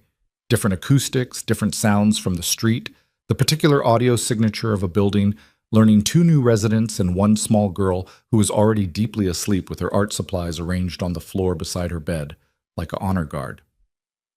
"Tell me something," she said. He looked at her. "Something you haven't told me," she said. "Something real. We're in a new apartment, new start. Tell me something." He thought about it. He wasn't a man who had a lot of unrevealed material. He was fairly direct by nature, once you got through the initial management layer. But there were things that lived in the quiet parts of him that hadn't been asked about yet. "When I was 7, he said, "my parents almost separated. I didn't know that until I was 24 and my mother told me after my own marriage started going wrong." She said they'd come to the same place. 2 people who had built a life together and were standing in it looking at each other and asking if the life was the thing they'd wanted or just the closest thing they'd been able to reach. He paused. She said they decided to choose it, not because it was perfect or because they were, because choosing is different from staying. Staying is just inertia. Choosing means you see what you have and you say, "This. I want this." Victoria was very still beside him. "They were married for 31 more years," he said, "until my father died." He looked at the unresolved wall across from them. "I thought about that a lot after Tara left, about the difference between choosing and staying, about whether I'd been choosing or just staying, and whether she had been too." He paused. "I think we were both staying. I think we never made it to choosing." "What does choosing feel like?" she said. He looked at her. "Like this," he said. She held his gaze for a moment, that full direct look of hers, the no-management version. "Tell me something," he said. She looked at the unresolved room. "I thought I was going to spend my life alone," she said. "Not as a tragedy. I want to be clear about that. Not with violins, not as a sad story. I looked at my life and I thought, this is efficient. I'm good at it. I have the company, and I have the work, and I don't have to factor in another person's needs. And that's clean." She stopped. But there was this thing I kept running into, these moments that would happen, something good or something hard. And my first reflex was to want to tell someone, not anyone, a specific someone. And for a long time, I didn't know who that was. She looked at him. "And then you moved in. And about 4 months later, I realized that every time something happened, good or hard or just interesting, the person I wanted to tell was already there." The pizza was getting cold. Neither of them reached for it. "The first time I realized it," she said, "was when I closed the Henderson account. It was a deal I'd been working for 8 months, and it came in on a Wednesday morning, and I stood in my office for a minute after the call ended, and my first thought was, I should tell Landon, before my board, before Bree, before my mother." She shook her head slightly. "I called you from the cab home, do you remember?" "I remember," he said. "You were on the bridge."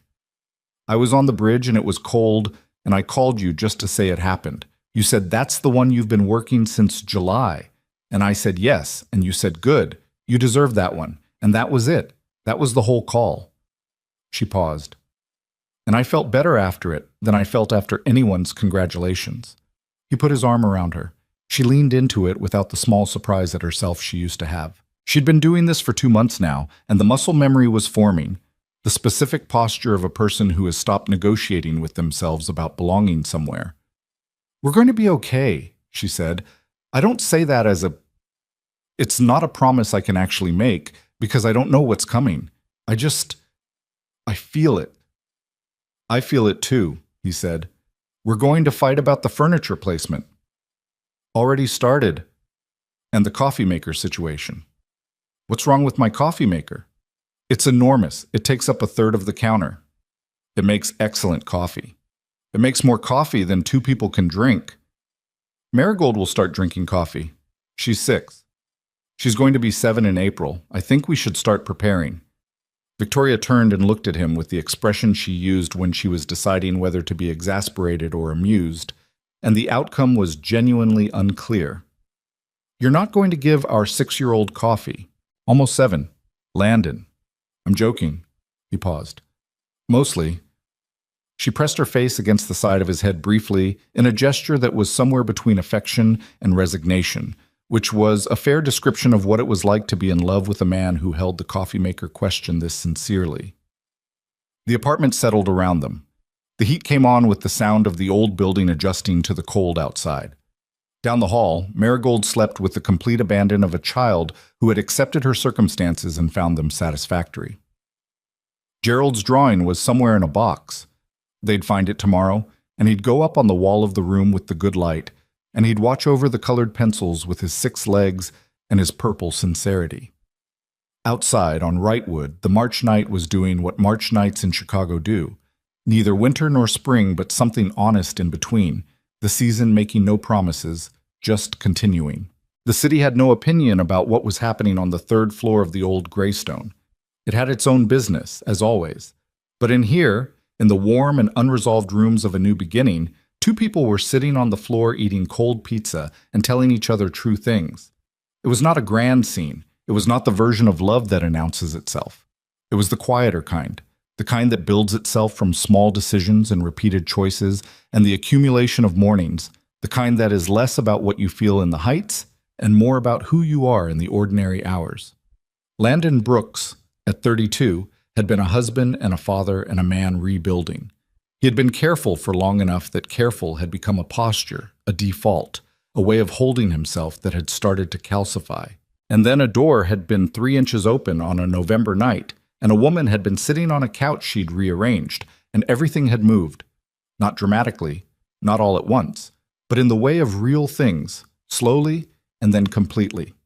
Victoria Sinclair, at 30, had been a CEO and a daughter and a woman who had learned to be alone so well she'd nearly convinced herself she preferred it. She had built a company from a rented office and 3 employees in the sheer force of what she knew and what she was willing to do. And she was good at it. And it had almost been enough.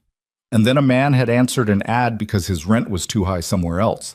And he had been in the vicinity of her life for long enough that eventually the vicinity had become the center. Their story did not have a clean origin. It had a jacket on a hook and throw pillows rearranged, and a breakfast that got real before anyone was ready, and a phone call on a couch, and a puzzle solved from the middle out, and a 6-legged purple frog who had become, against all reasonable expectation, a household emblem. It had bad days and the things you say when you're tired, and the particular patience required to let another person be imperfect in the specific ways they are imperfect. It had a little girl who had accepted the changing shape of her family with the practical grace of someone who understood, at some level below language, that love is not diminished by being rearranged. Nobody gets to the good things without the cost of the things before them. You pay for what you understand. Landon understood, in his bones, the difference between staying and choosing, and he was choosing. Victoria understood, finally, that love did not have to come with a receipt, that there was a version of it that gave without calculation and asked only that you be the person you actually were. They were both going to be bad at parts of this. They both knew it. The conversation about the coffee maker was probably going to happen 11 more times over the next year. He was going to disappear into logistics on the wrong days and need to be called back. She was going to work late when something felt too real and need to be waited for. Marigold was going to have bad dreams and complicated questions and eventually harder ones. Patricia was going to have opinions about the kitchen cabinets. Robert was going to find his moments. None of that was the obstacle. All of that was the territory. He reached out and took her hand from the pizza box. She laced her fingers through his without looking, the way you do something that has become as natural as breathing. "We should probably sleep," she said. "Probably." Neither of them moved. The lamp they'd found and turned on was the tall one, the one that didn't have a corner yet, standing temporarily in the middle of the room, throwing light in every direction with the undiscriminating generosity of a thing that didn't know it was displaced. It lit the boxes and the half-assembled furniture, and the two people on the floor and the hallway where Marigold slept, and the kitchen where the spreadsheet had organized everything, and the walls that were waiting for the life that was going to fill them. Tomorrow, they would find where the coffee maker fit. They would put Gerald on the wall. They would argue about the tall lamp's corner and probably not resolve it until next week. They would make breakfast in a new kitchen and figure out its specific rhythms, and Marigold would find the colored pencils and test the burnt sienna against the window light and declare a verdict. They would build it, the ordinary way, day by day, with all the difficulty that came with it and all the specific, irreplaceable good. For now, they sat on the floor of the room that was becoming home and held the silence of two people who had found each other through a small door left open on a November night and had chosen, over and over again, in 100 small and deliberate ways, not to let it close. That was enough. That was, in fact, everything.